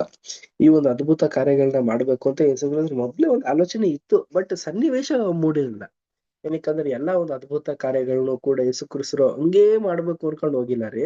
ಸನ್ನಿವೇಶ ಬಂದಾಗ ಮಾತ್ರ ಅದನ್ನ ಮಾಡಿದ್ದಾರೆ. ಈಗ ಈ ಒಂದು ಸನ್ನಿವೇಶ ಬಂದ್ಬಿಡ್ತು. ಆಗ ಈಗ ಏನಾಗುತ್ತೆ ಅಂತಂದ್ರೆ ವಾಪಸ್ ಕಳ್ಸಂಗೂ ಇಲ್ಲ, ಇಲ್ಲೇ ಇರಿಸ್ಕೋಬೇಕು. ಬೆಳಿಗ್ಗೆ ಆದ್ಮೇಲೆ ಇವ್ರನ್ನ ಕಳಿಸ್ಬೇಕು, ಆಹಾರ ಬೇರೆ ಇವ್ರು ಕೊಡ್ಲೇಬೇಕು. ಆಲ್ರೆಡಿ ತುಂಬಾ ಜನರು ದಣದ್ಬಿಟ್ಟಿದ್ದಾರೆ ಈ ಒಂದು ಪಾಠಗಳನ್ನೆಲ್ಲ ಕೇಳಿ ಬೆಳಗ್ಗೆಯಿಂದನೂ ಕೂಡ ಪಾಠ ಎಲ್ಲ ಮಾಡಿರ್ತಾರಲ್ಲ, ಅದರಿಂದ. ಸೊ ಅವ್ರಿಗೆಲ್ಲರಿಗೂ ಆಹಾರ ಕೊಡುವಂತ ಒಂದು ಸನ್ನಿವೇಶ ಬಂದ ತಕ್ಷಣನೇ ನಿಮ್ಮ ಹತ್ರ ಏನಿದೆ ಅಂತ ಫಸ್ಟ್ ಕೇಳ್ತಾ ಇದಾರೆ. ಸೊ ಅವ್ರ ಹತ್ರ ಏನಿತ್ತು? ಬರೀ 4 ರೊಟ್ಟಿ, ಒಂದು ಜವೆ ರೊಟ್ಟಿಗೂ ಮತ್ತೆ ಮೀನುಗಳು ಮಾತ್ರ ಇತ್ತು ಪ್ರಿಯರೇ. ಇದನ್ನ ತಗೊಂಡು ಫಸ್ಟ್ ಯೇಸು ಕ್ರಿಸ್ತ ಹತ್ರ ಕೊಟ್ಟಾದ ನಂತರನೇ ಎಲ್ರು ಕೂಡ ಗುಂಪಿನಲ್ಲಿ ಕೂರಿಸಿ ಎಲ್ರಿಗೂ ಕೂಡ ಇದನ್ನ ಡಿಸ್ಟ್ರಿಬ್ಯೂಟ್ ಮಾಡ್ಸಿದ್ದಾರೆ. ಸೊ ಏನಂದ್ರೆ ಸುಮ್ನೆ ಒಂದೊಂದ್ ಪೀಸ್ ಅಂತ ಮುರಿದ್ ಕೊಟ್ಟಿಲ್ಲ ರೀ. ಅವ್ರ ಹೊಟ್ಟೆ ತುಂಬಿ ಅವ್ರ ಬುತ್ತಿಗಳನ್ನೆಲ್ಲ ತುಂಬಿಸ್ಕೊಂಡು ಇನ್ನು ಮನೆಗೂ ಪ್ಯಾಕಪ್ ಮಾಡ್ಕೊಂಡು, ಅದು ಅಂದ್ರೆ 12 ಪುಟ್ಟಿಗಳು ತುಂಬೋ ರೀತಿ ದೇವ್ರು ಆಶೀರ್ವದಿಸಿದ್ದಾರೆ ಅಂತಂದ್ರೆ, ಯೇಸು ಕ್ರಿಸ್ತರು ಇಂತ ಒಂದು ಅದ್ಭುತ ಕಾರ್ಯ ಮಾಡಿದ್ದಾರೆ ಅಂತಂದ್ರೆ ಇದು ಒಂದು ಆತ್ಮಿಕವಾದಂತ ಒಂದು ಪಾಠನೇ ಪ್ರಿಯರೇ. ಯಾವ ರೀತಿ ಪಾಠ? ಪ್ರಿಯ ಸೋದರ ಮತ್ತು ಸೋದರ, ಮೊದ್ಲು ನಾವು ದೇವ್ರಿಗೆ ಏನಿದೆ, ನಮ್ಮಲ್ಲಿ ಏನಿದೆ ಅದನ್ನ ದೇವ್ರು ಕೊಡ್ಬೇಕು. ನಮ್ಮಲ್ಲಿ ಏನೇ ಒಂದು ಟ್ಯಾಲೆಂಟ್ಗಳಿರ್ಲಿ, ನಮ್ಮಲ್ಲಿ ಏನೇ ಒಂದು ದೇವರ ಒಂದು ಕೆಲ್ಸಕ್ಕೆ ಯೋಗ್ಯವಾಗಿ ಕಾಣಿಸುವಂತದ್ದು ಏನೇ ಒಂದು ಗುಣಗಳಿರ್ಲಿ, ಅದನ್ನ ಫಸ್ಟ್ ನಾವು ದೇವ್ರಿಗೆ ಕೊಡ್ಬೇಕು ಪ್ರಿಯ ಸೋದರ ಮತ್ತು ಸೋದರ. ಆಗ್ಲೇನೆ ದೇವ್ರು ಅದ್ರಲ್ಲಿ ನಮ್ಮನ್ನ ಅಭಿವೃದ್ಧಿ ಮಾಡೋದಕ್ಕೆ ಸಾಧ್ಯ. ಸೊ ಈಗ ಕೆಲವು ಬ್ರದರ್ಸ್ ಅಂಡ್ ಸಿಸ್ಟರ್ಸ್ಗೆಲ್ಲ ಒಂದೊಂದು ಟ್ಯಾಲೆಂಟ್ ಇರುತ್ತೆ. ಒಬ್ಬರನ್ನ ಸೋದರನ ಒಂದು ಒಳ್ಳೆ ರೀತಿ ಹಾನರ್ ಮಾಡುವಂತ ಒಂದು ಟ್ಯಾಲೆಂಟ್ಗಳು, ತಲಾಂತಗಳಲ್ಲೂ ಬೇರೆ ಇದೆ. ಒಬ್ರಿಗೆ ಬೈಬಲ್ ರೀಡ್ ಮಾಡೋದು, ಕೆಲವರು ಸೇವೆ ಕೆಲಸ ಕಾರ್ಯಗಳಲ್ಲಿ ಉನ್ನತವಾದಂತ ರೀತಿ ಚಟುವಟಿಕೆಗಳನ್ನ ಮಾಡೋದು, ಇನ್ನು ಕೆಲವರು ಸಭೆಯಲ್ಲಿ ಇನ್ನೂ ಹಲವಾರು ಕೆಲಸಗಳನ್ನ ಮಾಡುವಂಥದ್ದು, ಇದೆಲ್ಲ ಒಂದು ತಲಾಂತಗಳ ಪ್ರಿಯರೇ. ಇದರಲ್ಲಿ ನಾವು ಭಾಗವಹಿಸಿ ಅದರಲ್ಲಿ ಎಲ್ಲರಿಗೂ ಕೂಡ ನಾವು ಸಂತೈಸಿದ್ರೇನೆ ಸೊ ನಾವು ದೇವ್ರಿಗೆ ಸಂತೈಸಕ್ ಸಾಧ್ಯ. ಕೆಲವೊಂದು ವಾಕ್ಯಗಳಲ್ಲೂ ಕೂಡ ನೀವು ನೋಡಿರ್ತೀರ. ಈಗ ತಂದೆ ದೇವ್ರನ್ನ ಯೇಸು ಕ್ರಿಸ್ತರನ್ನ ನಾವು ಮೆಚ್ಚಿಸ್ಬೇಕು ಅಂದ್ರೆ ಫಸ್ಟ್ ನಾವ್ ಯಾರನ್ನ ಮೆಚ್ಚಿಸ್ಬೇಕು ಅಂದ್ರೆ ನಮ್ಮ ಅಕ್ಕಪಕ್ಕದಿರುವಂತ ಸೋದರನ ನಾವು ಮೆಚ್ಚಿಸಿದ್ರೆ ತಂದೆ ದೇವ್ರನ್ನ ಮತ್ತೆ ಯೇಸು ಕ್ರಿಸ್ತರನ್ನ ಮೆಚ್ಚಿದಂಗ ಆಗತ್ತದೆ. ಅಂತ ರೀತಿಯಲ್ಲಿ ನಾವು ಅಂತ ಒಂದು ಗುಣ ಲಕ್ಷಣಗಳನ್ನ ಹೊಂದ್ಕೊಂಡು ಅಂತ ಒಂದು ಆತ್ಮಿಕವಾದಂತ ಒಂದು ಉದ್ದೇಶಗಳನ್ನ ನಾವು ವೃದ್ಧಿಪಡಿಸ್ಕೊಂಡು ಈ ಒಂದು ಪ್ರಾಪಂಚಿಕವಾಗಿ ನಾವು ಬಾಳ್ದೇನೆ, ಲೌಕಿಕವಾಗಿ ನಾವು ಬಾಳ್ದೇನೆ, ಆತ್ಮಿಕವಾಗಿ ನಾವು ಬಾಳಿ ಬದುಕಿದ್ರೇನೆ ಪ್ರಿಯ ಸೋದರ ಮತ್ತು ಸೋದರರೇ, ನಾವು ಆಶೀರ್ವಾದಕ್ಕೆ ಮೂಲ ಪಾತ್ರರಾಗೋದಕ್ಕೆ ಸಾಧ್ಯ. ಏನ್ ಆಶೀರ್ವಾದ? ಅಬ್ರಾಮ್ ಸಂತತಿ ಆಗುವಂತ ಒಂದು ಆಶೀರ್ವಾದ ರೀ. ಅಬ್ರಾಮ್ ಸಂತತಿ ಅಂದ್ರೆ ಏನು? ಅಬ್ರಾಮ್ ಏನ್ ಸಾಧಾರಣವಾದಂತ ವ್ಯಕ್ತಿ ಅಲ್ಲ ರೀ. ತಂದೆ ದೇವ್ರಿಗೆ ಬೆಸ್ಟ್ ಫ್ರೆಂಡ್, ಒಳ್ಳೆ ಜ್ಞಾನನ ಹೊಂದಿರುವಂತ ವ್ಯಕ್ತಿ. ಅಂತ ಮಕ್ಕಳು ಆಗ್ಬೇಕು ಅಂತಂದ್ರೆ ಪ್ರಿಯರೇ, ಇಂತ ಒಂದು ಗುಣಗಳು, ಇಂತ ಒಂದು ಕ್ವಾಲಿಟೀಸ್ ನಮ್ಮಲ್ಲಿ ಇರ್ಲೇಬೇಕು. ನೆಕ್ಸ್ಟ್ ಪ್ಯಾರ ಕಂಟಿನ್ಯೂ ಮಾಡೋಣ. ನೆಕ್ಸ್ಟ್ ಪ್ಯಾರ ನವಿತಾ ಸಿಸ್ಟರ್ ಏನ್ ಮಾಡ್ತೀರಾ? ಇಲ್ಲಾಂದ್ರೆ ನಮ್ಮ ಸರೋಜಾ ಸಿಸ್ಟರ್ ಇದ್ದೀರಾ? ಬ್ರದರ್ ನನ್ನ ಹತ್ರ ಇಲ್ಲ book. Okay sister, Raju brother ಹತ್ರ ಕರೆಕ್ಟ್ ಮಾಡ್ಕೊಬಿಡಿ. ಓಕೆ ಶ್ವೇತಾ ಸಿಸ್ಟರ್ ನಿಮ್ಮ ಹತ್ರನೂ ಇದೆಯಾ? ಆಲ್ರೈಟ್. ನವಿತಾ ಸಿಸ್ಟರ್ ಏನ್ ಮಾಡ್ತೀರಾ? Okay brother. ಒಡೆಯನು ಯಾವ ಸಂಗತಿಗಳನ್ನು ಪ್ರಸ್ತಾಪಿಸುವನೋ ಅವುಗಳಿಗೆ ಶಿಷ್ಯರು ವಿಧೇಯರಾಗುವುದನ್ನು ಕಲಿತುಕೊಳ್ಳುವಂತೆ ಮಾಡಿದ್ದನು. ಆದುದರಿಂದ ಅಲ್ಲಿ ಏನೂ ಇಲ್ಲದಿದ್ದರೂ ಜನರನ್ನು 100ರಂತೆ 50ರಂತೆ ಕುಳಿತು ಔತಣಕ್ಕಾಗಿ ಅಣಿಯಾಗುವಂತೆ ಮಾಡುವುದರಲ್ಲಿ ಶಿಷ್ಯರು ಜನರ ದೃಷ್ಟಿಯಲ್ಲಿ ಬುದ್ಧಿಯಿಲ್ಲದಂತೆ ಕಂಡುಬಂದರು. ಕರ್ತನ ಈ ಅಪ್ಪಣೆಯ ವಿಷಯವಾಗಿ ನಾವು ಆಕ್ಷೇಪಿಸಲು ಯಾವ ಕಾರಣವೂ ಇರುವುದಿಲ್ಲ. ಯಾವಾತನು ತಮ್ಮ ಬಲೆಗಳು ಮೀನುಗಳಿಂದ ತುಂಬುವಂತೆ ಮಾಡಿದ್ದಾನೋ, ಯಾವಾತನು ಮರಣವೆಂಬ ನಿದ್ರೆಯಿಂದ ಎಚ್ಚರಗೊಳ್ಳುವಂತೆ ಮಾಡಿದ್ದಾನೋ, ಯಾವಾತನು ಬತ್ತಿ ಹೋದ ಕೈಗಳನ್ನು ಮತ್ತೆ ಸರಿಯಾಗುವಂತೆ ಮಾಡಿ ತಾನು ಮುಟ್ಟದೆಯೇ ತನ್ನ ಬಾಯ ಮಾತಿನಿಂದಲೇ ಗುಣವಾಗುವಂತೆ ಮಾಡಿರುವನೋ, ಅವನು ತನ್ನಲ್ಲಿರುವ ನಿರ್ಣಾಯಕ ಹಾಗೂ ವಿಮರ್ಶನಾತ್ಮಕ ಶಕ್ತಿಯಲ್ಲಿ ತಮಗಿಂತಲೂ ವಿಭಿನ್ನವಾಗಿರುವನೆಂಬುದನ್ನು ಕಲಿತುಕೊಳ್ಳಲು ಅವರು ಆರಂಭಿಸಿದ್ದರು. ಅವರು ವಿಧೇಯರಾದರು. ಉಳಿದುದನ್ನು ಕರ್ತನು ನೆರವೇರಿಸಿದನು. Thank you sister.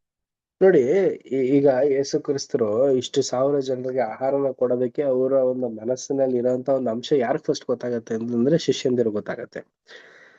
ಸೊ ಶಿಷ್ಯಂದಿರೆಲ್ರು ಕೂಡ ಏನ್ ಮಾಡ್ತಾರೆ ಅಂತಂದ್ರೆ ಯೇಸು ಕ್ರಿಸ್ತರು ಹೇಳ್ದಂತಾನೆ ಅಷ್ಟೊಂದು 1000 ಜನರನ್ನ ಗುಂಪಾಗೆಲ್ಲ ಕೂರಿಸ್ತಾರೆ.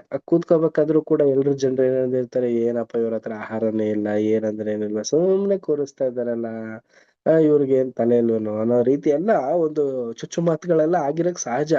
ಆದ್ರೆ ಶಿಷ್ಯಂದಿರಿಗೆ ಏನಂದ್ರೆ ಒಂದ್ ನಂಬಿಕೆ ಇದೆ, ಯೇಸು ಕ್ರಿಸ್ತರು ಏನಾದ್ರೂ ಒಂದ್ ಮಾಡೇ ಮಾಡ್ತಾರೆ. ಬತ್ತೋಗಿರೋ ಅಲ್ಲೇ ಕೈನ ಕೊಟ್ಟಿರ್ತಿದ್ದಾರೆ. ಮತ್ತೆ ಇನ್ನು ಎಂತೆಂತ ಒಂದು ಅದ್ಭುತ ಕಾರ್ಯಗಳನ್ನ, ಮೀನು ಇಲ್ದೇ ಇರೋಂತ ಜಾಗದಲ್ಲಿ ಮೀನ್ ಬಲೆ ಹಾಕ್ದಾಗ ಮೀನ್ ಸಿಕ್ಕಿರುವಂತ ಒಂದು ಸನ್ನಿವೇಶ, ನಿದ್ರೆಯಲ್ಲಿ ಇದ್ದಂತ ರೀತಿಯಲ್ಲಿ ಮರಣವೆಂಬ ಒಂದು ಸಮುದ್ರದ ಒಂದು ಆರ್ಭಟದಲ್ಲೂ ಕೂಡ ಅವ್ರನ್ನೆಲ್ಲಾರನ್ನು ಕೈ ಹಿಡಿದು ಎಬ್ಸಿರೋಂಥದ್ದು, ಇಂತ ಒಂದು ಅದ್ಭುತ ಕಾರ್ಯಗಳನ್ನೆಲ್ಲ ತುಂಬಾ ಹತ್ತಿರದಲ್ಲಿ ನೋಡಿರೋಂತ ಈ ಒಂದು 12 ಮಂದಿ ಅಪೊಸ್ತಲರುಗಳು ಮತ್ತೆ ಹಲವಾರು ಶಿಷ್ಯಂದಿರು ಖಂಡಿತವಾಗ್ಲೂ ಯೇಸು ಕ್ರಿಸ್ತರು ಇಲ್ಲೂ ಕೂಡ ಏನಾದ್ರು ಒಂದು ಮಾಡ್ತಾರೆ. ಎಲ್ರಿಗೂ ಕೂಡ ಒಂದು ಒಂದು ಸಾಕಾಲತೆ, ಒಂದು ಸೌಕರ್ಯತೆನ ಮಾಡೇ ಮಾಡ್ತಾರೆ ಅನ್ನೋ ಒಂದು ವಿಶ್ವಾಸ ಅವರಲ್ಲಿ ಇತ್ತು ಪ್ರಿಯರೇ. ಅದ್ರ ಪ್ರಕಾರನೇ ಯೇಸು ಕ್ರಿಸ್ತರು ಮಾಡಿ ತೋರಿಸ್ಬಿಟ್ರು. ನೋಡಿ, ಸಾಮಾನ್ಯವಾಗಿ ನಾವು ಯೋಚಿಸ್ಬೇಕಾದ್ರೆ ಯೇಸು ಕ್ರಿಸ್ತರು ಮಾಡಿದಂತ ಒಂದು ಅದ್ಭುತ ಕಾರ್ಯಗಳು ಮನುಷ್ಯರು ಯಾರು ಕೂಡ ಗ್ರಹಿಕೆಗೆ ಮೀರದೇ ಇರೋದು, ಅಂದ್ರೆ ಆಗದೆ ಇರುವಂತ ಒಂದು ಸನ್ನಿವೇಶನ ಆಗುವ ರೀತಿ ಮಾಡಿರ್ತಾರೆ. ಇಂತ ಒಂದು ಉನ್ನತವಾದಂತ ದೇವರ ಮಕ್ಕಳು ಅಂತ ಅನ್ನಿಸ್ಕೊಂಡಿರುವಂತವ್ರು ನಾವು ಕೂಡ ನಮ್ಮಲ್ಲೂ ಕೂಡ ಏನು ಆಗಲ್ಲ ಅಂತದೇನಿಲ್ಲ ರೀ, ಎಲ್ಲಾ ಕೂಡ ಅಸಾಧ್ಯ. ಆದ್ರೆ ನಾವು ಪ್ರಯತ್ನ ಪಡಬೇಕು. ನೆಕ್ಸ್ಟ್ ನಾವು ನೋಡೋಣ. ರೊಟ್ಟಿ ಯಾವ ರೀತಿ ದೇವರು ಯೇಸು ಕ್ರಿಸ್ತರು ಅದನ್ನ ಡಬಲ್ ಆಗೋ ತರ, ಅಂದ್ರೆ ಆಶೀರ್ವಾದ ಮಾಡೋ ತರ ನಡೀತು ಅನ್ನೋ ಒಂದು ಸನ್ನಿವೇಶ ನಾವು ನೋಡೋಣ. Next para.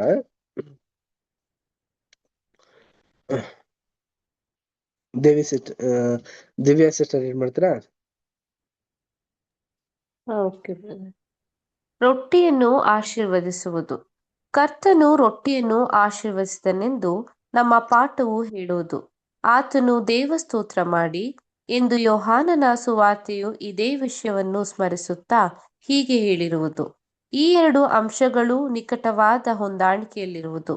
ಹೇಗೆಂದರೆ, ದೇವರಿಗೆ ಸ್ತೋತ್ರ ಮಾಡುವುದು ನಿಜವಾಗಿಯೂ ರೊಟ್ಟಿಗೆ ಆಶೀರ್ವಾದವನ್ನು ತಂದುಕೊಟ್ಟಿತು. ಇಲ್ಲಿ ನಾವು ಸ್ವಲ್ಪ ನಿರಂತರವಾಗಿ ಸಲಹೆ ಮಾಡುವುದೇನೆಂದರೆ, ತಂದೆಯ ಒಬ್ಬನೇ ಕುಮಾರನಿಗೆ ಅತ್ಯಲ್ಪವಾದ ಆಹಾರಕ್ಕೆ ಕೃತಜ್ಞತೆಯನ್ನು ಹೇಳಿ ಅದಕ್ಕೆ ಆಶೀರ್ವಾದವನ್ನು ಕೋರುವುದು ಸೂಕ್ತವೆಂದೆಣಿಸಿದರೆ, ಯಾರಾದರೂ ಯಾವುದೇ ಒಂದು ಅರ್ಥದಲ್ಲಿ ಆತನ ಹಿಂಬಾಲಕರಾಗಿ ತೋರ್ಪಡಿಸಿಕೊಳ್ಳುವವರಿಗೆ ನಿಜವಾಗಿಯೂ ಇದು ಈ ವಿಷಯದಲ್ಲಿಯೂ ಮತ್ತು ಬೇರೆ ವಿಷಯಗಳಲ್ಲಿಯೂ ಆತನ ಮಾದರಿಯನ್ನು ಅನುಕರಣೆ ಮಾಡುವಂತೆ ಮಾಡುವುದು.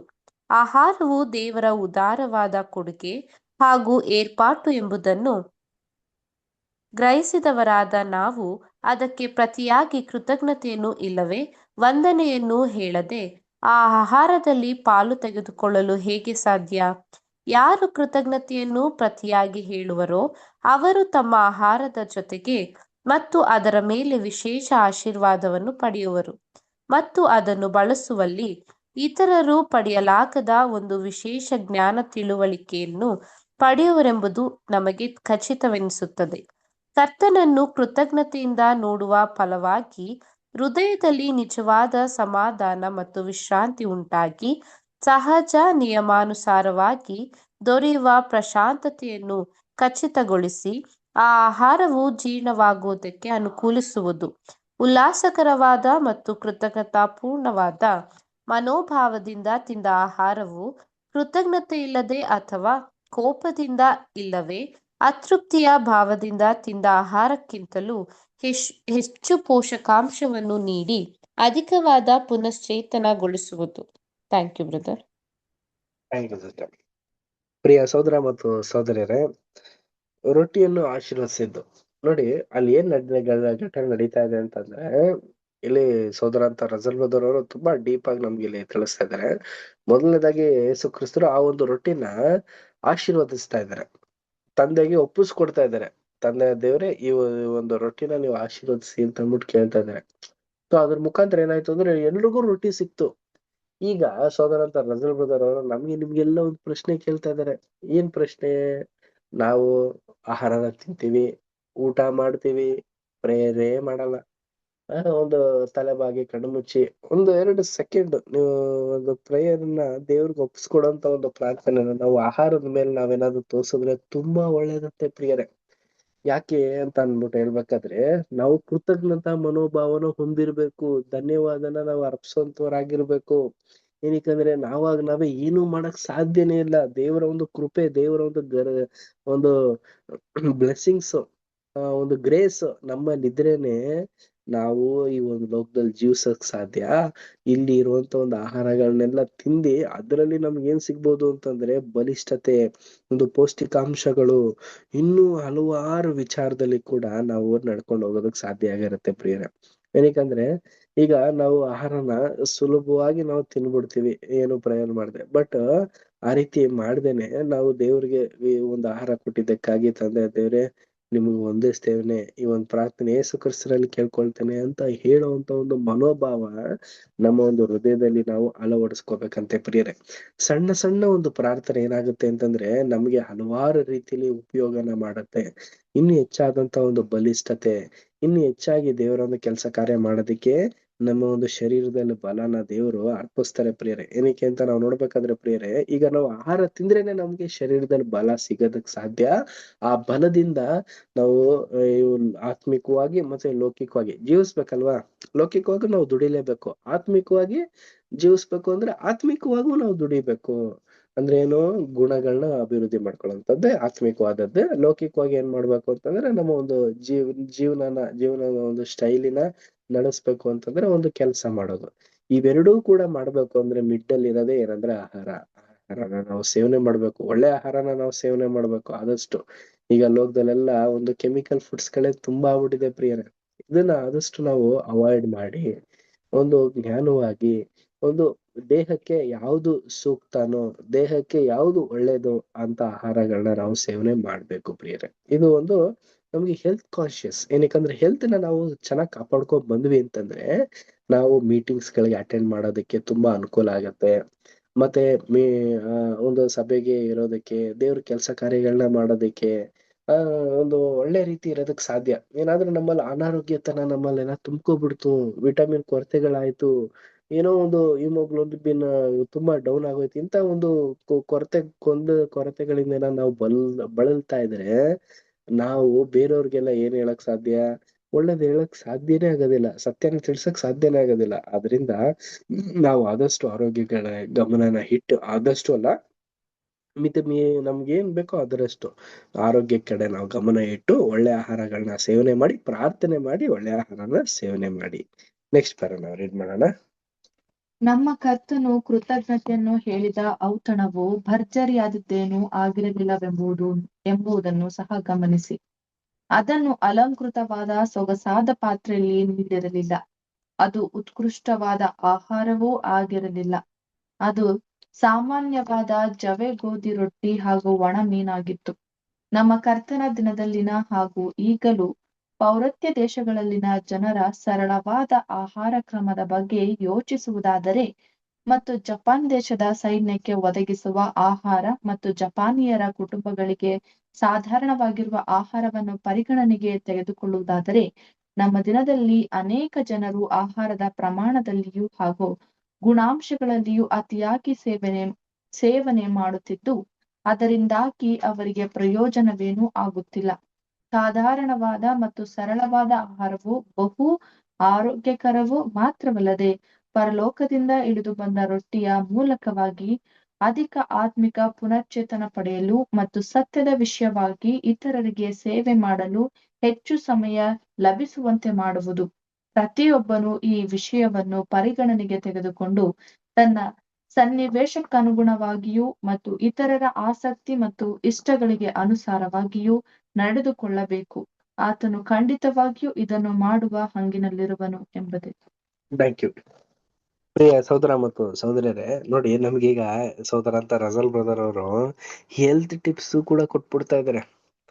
ಯಾವ ತರ ಇಷ್ಟೊತ್ತು ನಮ್ಗೆ ಸತ್ಯದ ಬಗ್ಗೆ ಎಲ್ಲ ಮಾಹಿತಿಗಳನ್ನ ತಿಳಿಸಿದ್ರು. ಈಗ ಒಂದು ಆರೋಗ್ಯದ ಬಗ್ಗೆ, ಒಂದು ಆರೋಗ್ಯದ ಒಂದು ಕಾಳಜಿ ಬಗ್ಗೆ ನಮ್ಗೆ ಇಲ್ಲಿ ಹೇಳ್ತಾ ಇದಾರೆ. ನೋಡಿ ಅಲ್ಲೆಲ್ಲ ಇಸ್ರೇಲ್ನಲ್ಲೆಲ್ಲ ಏನು ಅಂತಂದ್ರೆ ಏನು ಆ ಜನರುಗಳಿಗೆಲ್ಲ ಏನು ಒಳ್ಳೆ ವೃಷ್ಟಾಂಗ ಭೋಜನನ ಯೇಸು ಕ್ರಿಸ್ತರು ಮಾಡ್ಸಿದ್ರ ಅಂದ್ರೆ ಇಲ್ಲ, ಸಾಧಾರಣವಾದಂತ ಒಂದು ರೊಟ್ಟಿ ಏನ್ ಬೇಕು. ಈಗ ಹಸಿವನ್ನ ನೀಗಿಸುವಂತ ಒಂದು ರೊಟ್ಟಿ, ಅದರಲ್ಲಿ ಶಕ್ತಿ ಸಾಮರ್ಥ್ಯಗಳನ್ನ ಹೊಂದುವಂತ ಒಂದು ಜವೆ ಗೋಧಿ ರೊಟ್ಟಿ ಮತ್ತೆ ಒಣ ಮೀನು. ಪ್ರಿಯರೇ, ಇದು ಸರಳವಾದಂತ ಒಂದು ಆಹಾರ ಪದ್ಧತಿನೇ ಆಗಿರ್ಬೋದು. ಬಟ್ ಪ್ರಿಯ ಸಹೋದರ ಮತ್ತು ಸಹೋದರರೇ, ಇದು ತುಂಬಾ ವಿಶೇಷವಾದದ್ದು. ನೋಡಿ ನಮ್ಮಲ್ಲೂ ಕೂಡ ನಾವು ಇಡೀ ಪ್ರಪಂಚದಲ್ಲಿ ಎಲ್ಲಾ ಜನರುಗಳನ್ನ ನಾವು ನೋಡಿ, ನಾವು ಸ್ವಲ್ಪ ಮಸಾಲ ಐಟಮ್ಸ್ನ ತುಂಬಾ ಸ್ಪೈಸಿನೆಲ್ಲ ತಿಂದು ಇನ್ನು ಹೆಚ್ಚೆಚ್ಚಾದ ಆಹಾರಗಳನ್ನೆಲ್ಲ ನಾವು ಸೇವನೆ ಮಾಡ್ತೀವಿ. ಬಟ್ ಇಲ್ಲ ರೀ, ಈ ಜಾಪನೀಸ್ ಅವರೇ ಆಗ್ಲಿ, ಬೇರೆ ಸೈಡ್ ಡೆವಲಪ್ಮೆಂಟ್ ಕಂಟ್ರೀಸ್ ಗಳಲ್ಲೆಲ್ಲ ಆಗ್ಲಿ, ಮನುಷ್ಯನಿಗೆ ಎಷ್ಟು ಬೇಕೋ ಕ್ಯಾಲೋರಿ, ಎಷ್ಟು ಬೇಕು ಪ್ರೋಟೀನ್ಸ್ ಅಷ್ಟು ಮಾತ್ರ ಸೇವನೆ ಮಾಡ್ತಾರೆ. ಅಷ್ಟನ್ನೇ ಅವರು ಡೈಜೆಸ್ಟ್ ಮಾಡ್ಕೊಂಡು ಹೋಗ್ತಾ ಇರ್ತಾರೆ. ಪ್ರಿಯ ಸಹೋದರ ಮತ್ತು ಸಹೋದರ, ಆ ರೀತಿ ಒಂದು ಹೆವಿ ಫುಡ್ ಮಾಡದಂತೆನೆ ಒಂದು ಅಳಿತೆಗೂ ಮೀರಿದ ಒಂದು ಆಹಾರಗಳನ್ನ ಸೇವನೆ ಮಾಡದಂತೆನೆ ಒಂದು ಲೆವೆಲ್ ಆಗಿ ನಮ್ಮ ಒಂದು ಆರೋಗ್ಯನ ಕಾಪಾಡ್ಕೊಂಡು ಹೋಗ್ಬೇಕು ಪ್ರಿಯರು. ಏನಕ್ಕಂದ್ರೆ ನಾವು ಸೇವನೆ ಮಾಡ್ತೀವಿಲ್ಲ, ಅದರಲ್ಲಿ ನಾವು ಸಮತೋಲನೆ ನಮ್ಮಲ್ಲಿ ಇತ್ತು ಅಂತಂದ್ರೆ ನಮ್ಮ ಒಂದು ಶಕ್ತಿ ಸಾಮರ್ಥ್ಯನೂ ಕೂಡ ಅಷ್ಟೇ ಒಂದು ಒಳ್ಳೆ ರೀತಿಯಲ್ಲಿ ಇರೋದಕ್ ಸಾಧ್ಯ. ಅದಾಗಿರೋದ್ರಿಂದ ನಮ್ಗೆ ಒಂದು ಬಾಡಿ ವೆಯ್ಟ್ ಮತ್ತೆ ಒಂದು ಹೈಟ್ ಪ್ರಕಾರ ನಮ್ಗೆ ಇಷ್ಟು ಕ್ಯಾಲೋರೀಸ್ಗಳನ್ನ ನಾವು ಬೇಕಿರುತ್ತೆ, ಅಂತದನ್ನೆಲ್ಲ ನಾವು ಸೇವನೆ ಮಾಡ್ಬೇಕು. ಒಂದು ಉದಾಹರಣೆ ನಾವು ನೋಡ್ಬೇಕಾದ್ರೆ ಬೆಳಿಗ್ಗೆ ಮತ್ತೆ ಮಧ್ಯಾಹ್ನ ಒಂದು ಚೆನ್ನಾಗಿ ಒಂದು ಸಾಧ್ಯವಾದಷ್ಟು ನಾವು ತಿಂದು ರಾತ್ರಿ ನಾವು ಒಂದು ಲೈಟ್ ಫುಡ್ ನ ಸೇವನೆ ಮಾಡೋದು, ಈ ರೀತಿ ಎಲ್ಲ ಮಾಡ್ಕೊಂಡು ಹೋದ್ರೆ ಖಂಡಿತವಾಗ್ಲೂ ನಮ್ಮ ಒಂದು ಆರೋಗ್ಯನೂ ಕೂಡ ಕಾಪಾಡ್ಕೊಂಡು ನಾವು ಇನ್ನೂ ದೇವ್ರ ಕೆಲ್ಸನ ಇನ್ನು ಹೆಚ್ಚಾಗಿ ಮಾಡೋದಕ್ಕೂ ಸಾಧ್ಯ ಆಗಿರತ್ತೆ. ಅದ್ರ ಬದಲಾಗಿ ಇಲ್ಲ ನಾನು ಕ್ರೇವಿಂಗ್ಸ್ ಇದೆ ಏನಂದ್ರೆ ಇಲ್ಲ ನಂಗೆ ತುಂಬಾ ಆಸೆ ಅದನ್ನ ತಿನ್ಬೇಕು ಇದನ್ನ ತಿನ್ಬೇಕು ಅಂತೆಲ್ಲ ಸೇವನೆ ಮಾಡೋದ್ರಿಂದ ಏನಾಗುತ್ತೆ ಅಂತಂದ್ರೆ ನಮಗೆ ನಾವು ನಮ್ಮ ಒಂದು ಆರೋಗ್ಯದ ಒಂದು ಸ್ಥಿತಿಗತಿನ ಸಮತೋಲನ ಇಲ್ದಿರೋ ರೀತಿ ಮಾಡ್ಕೊಳ್ಳೋದು ಆಗ್ಬಿಡುತ್ತೆ. ಆಗಿರೋದ್ರಿಂದ ನಾವು ಒಂದೊಳ್ಳೆ ಆಹಾರಗಳನ್ನ ಸೇವನೆ ಮಾಡಿ ಒಂದೊಳ್ಳೆ ರೀತಿ ನಾವು ದೇವರಿಗೆ ಮೆಚ್ಚುಗೆ ಆಗಿರೋದಕ್ಕೆ ಪ್ರಯತ್ನವನ್ನ ಪಡುವಂತರಾಗಿರೋಣ. ಸೊ ದೇವ್ರ ಈ ವಾಕ್ಯಗಳನ್ನ ಆಶೀರ್ವದಿಸ್ಲಿ. ಮುಂದಿನ ಒಂದು ವಾರದಲ್ಲೂ ಇದ್ರ ಬಗ್ಗೆನೆ ಇನ್ನು ಆಹಾರದ ಬಗ್ಗೆ ಹಲವಾರು ಪಾಠಗಳನ್ನ ಕೊಟ್ಟಿದ್ರು, ಅದನ್ನ ನಾವು ನೋಡಿ ಇನ್ನು ಹೆಚ್ಚಾದಂತ ಒಂದು ಜ್ಞಾನನ ಸತ್ಯನ ತಿಳ್ಕೊಳ್ಳೋದಕ್ಕೆ ಪ್ರಯತ್ನ ಪಡುವಂತವರಾಗಿಲ್ಲ. ದೇವ್ರ ಈ ವಾಕ್ಯಗಳನ್ನ ಆಶೀರ್ವದಿಸ್ಲಿ. ಕೊನೆಯದಾಗಿ ಒಂದು ಪ್ರಾರ್ಥನೆ ಮಾಡಿ ಒಂದು ಕೂಟ ನಾವು ಅಂತ್ಯ ಮಾಡೋಣ. ನಮ್ಮನ್ನ ಪ್ರಾರ್ಥನೆ ನಡೆಸ್ಬೇಕಾಗಿ ಸಹೋದರಾದಂತ ಮೋಹನ್ ರಾಜ್ ಬ್ರದರ್ನ ಕೇಳ್ಕೊಳ್ತೀನಿ. ಬ್ರದರ್ ಕೇಳ್ಸ ಬ್ರದರ್ ನಂದು ವಯಸ್ಸು ಕೇಳಿಸೋದಿಲ್ಲ. ಪ್ರಾರ್ಥನೆ ಮಾಡಿಕೊಳ್ಳೋಣ. ನಮ್ಮನ್ನ ಅತಿ ಹೆಚ್ಚಾಗಿ ಪ್ರೀತಿ ಮಾಡಿದಂತ ಪರಲೋಕದ ಜೀವಗಳು ನಮ್ಮ ತಂದೆಯ ದೇವರೇ, ಮತ್ತೊಂದು ಆರ್ತಿ ನಿನಗೆ ಕೃತಜ್ಞತೆಯನ್ನು ಸಲ್ಲಿಸ್ತೇವೆ. ಇಲ್ಲಿವರೆಗೂ ಬ್ರದರ್ ಅವ್ರ ಮೂಲಕ ನೀನು ಮಾತನಾಡಿದ್ರಿ, ನಿಮ್ಗೆ ಸ್ತೋತ್ರ. ಇನ್ನು ಹೆಚ್ಚಿನ ವಿಷಯಗಳನ್ನು ನಾವು ಕಲ್ತ್ಕೊಳ್ಳಿಕ್ಕೆ ನಮ್ಗೆ ಸಹಾಯ ಮಾಡೋ ಮತ್ತು ಅವ್ರಿಗೆ ಕೂಡ ಜ್ಞಾನವನ್ನು ಕೊಟ್ಟು ಅವ್ರನ್ನು ಕೂಡ ಬಲಪಡಿಸಿರಿ ಅಂತ ಅದರವಲ್ಲ ತಂದೆಯ ದೇವರೇ, ದಿನೇ ದಿನೇ ನಾವು ವಾಕ್ಯಗಳನ್ನು ಕೇಳುತ್ತಾ ಬಲ ಹೊಂದುತ್ತಾ ನಿನ್ನಲ್ಲಿ ನೆಲೆಗೊಂಡು ನಾವು ಜೀವಿಸಲು ಸಹಾಯ ಮಾಡು ಮತ್ತು ನಿಮ್ಮ ಮಗನ ಸ್ವರೂಪಕ್ಕೆ ನಾವು ಬರಲಿಕ್ಕೆ ನಮಗೆ ಸಹಾಯ ಮಾಡಂತ ನಾವು ಬೇಡಿಕೊಳ್ಳುತ್ತೇವೆ. ಮಾತ್ರವಲ್ಲದೆ ಸೇರಿ ಬಂದಿರತಕ್ಕಂಥ ಎಲ್ಲಾ ಸಹೋದರ ಮತ್ತು ಸಹೋದರಿಯರೆಲ್ಲರಿಗೂ ಕೂಡ ನಾನು ಮತ್ತೊಂದು ಆರ್ತಿ ನಿಮ್ಗೆ ವಂದನೆಗಳನ್ನು ಸಲ್ಲಿಸ್ತೇನೆ. ಈ ರಾತ್ರಿ ಸುಖಕರ ನಿದ್ರೆಯಲ್ಲಿ ನಮ್ಮ ನಡೆಸಿರಿ. ನಾಳಿನ ಒಂದು ಹೊಸ ದಿನವನ್ನು ನಾವೆಲ್ಲರೂ ನೋಡಿ ಮತ್ತೆ ಹಿಂತಿರುಗಿ ನಾಳೆ ಸಾಯಂಕಾಲ ಮತ್ತೆ ಕ್ಲಾಸ್ ಕಲಿಕಾವಂತೆ ನಮಗೆ ಸಹಾಯ ಮಾಡಬೇಕೆಂದು ನಿನ್ನ ಒಬ್ಬನೇ ಏಕೈಕ ಕುಮಾರನ ನಮ್ಮ ರಕ್ಷಕ ನಮ್ಮ ಒಡೆಯನಾದ ಯೇಸು ಕ್ರಿಸ್ತನ ನಾಮದಲ್ಲಿ ಪ್ರಾರ್ಥಿ ಬೇಡಿ ಹೊಂದಿದ್ದೇವೆ ನಮ್ಮ ಪರಲೋಕದ ಜೀವಳ ನಮ್ಮ ತಂದೆಯ ದೇವರೇ, ಆಮೇನ್. Thank you brother. ನಮಸ್ತೆ ಎಲ್ಲ.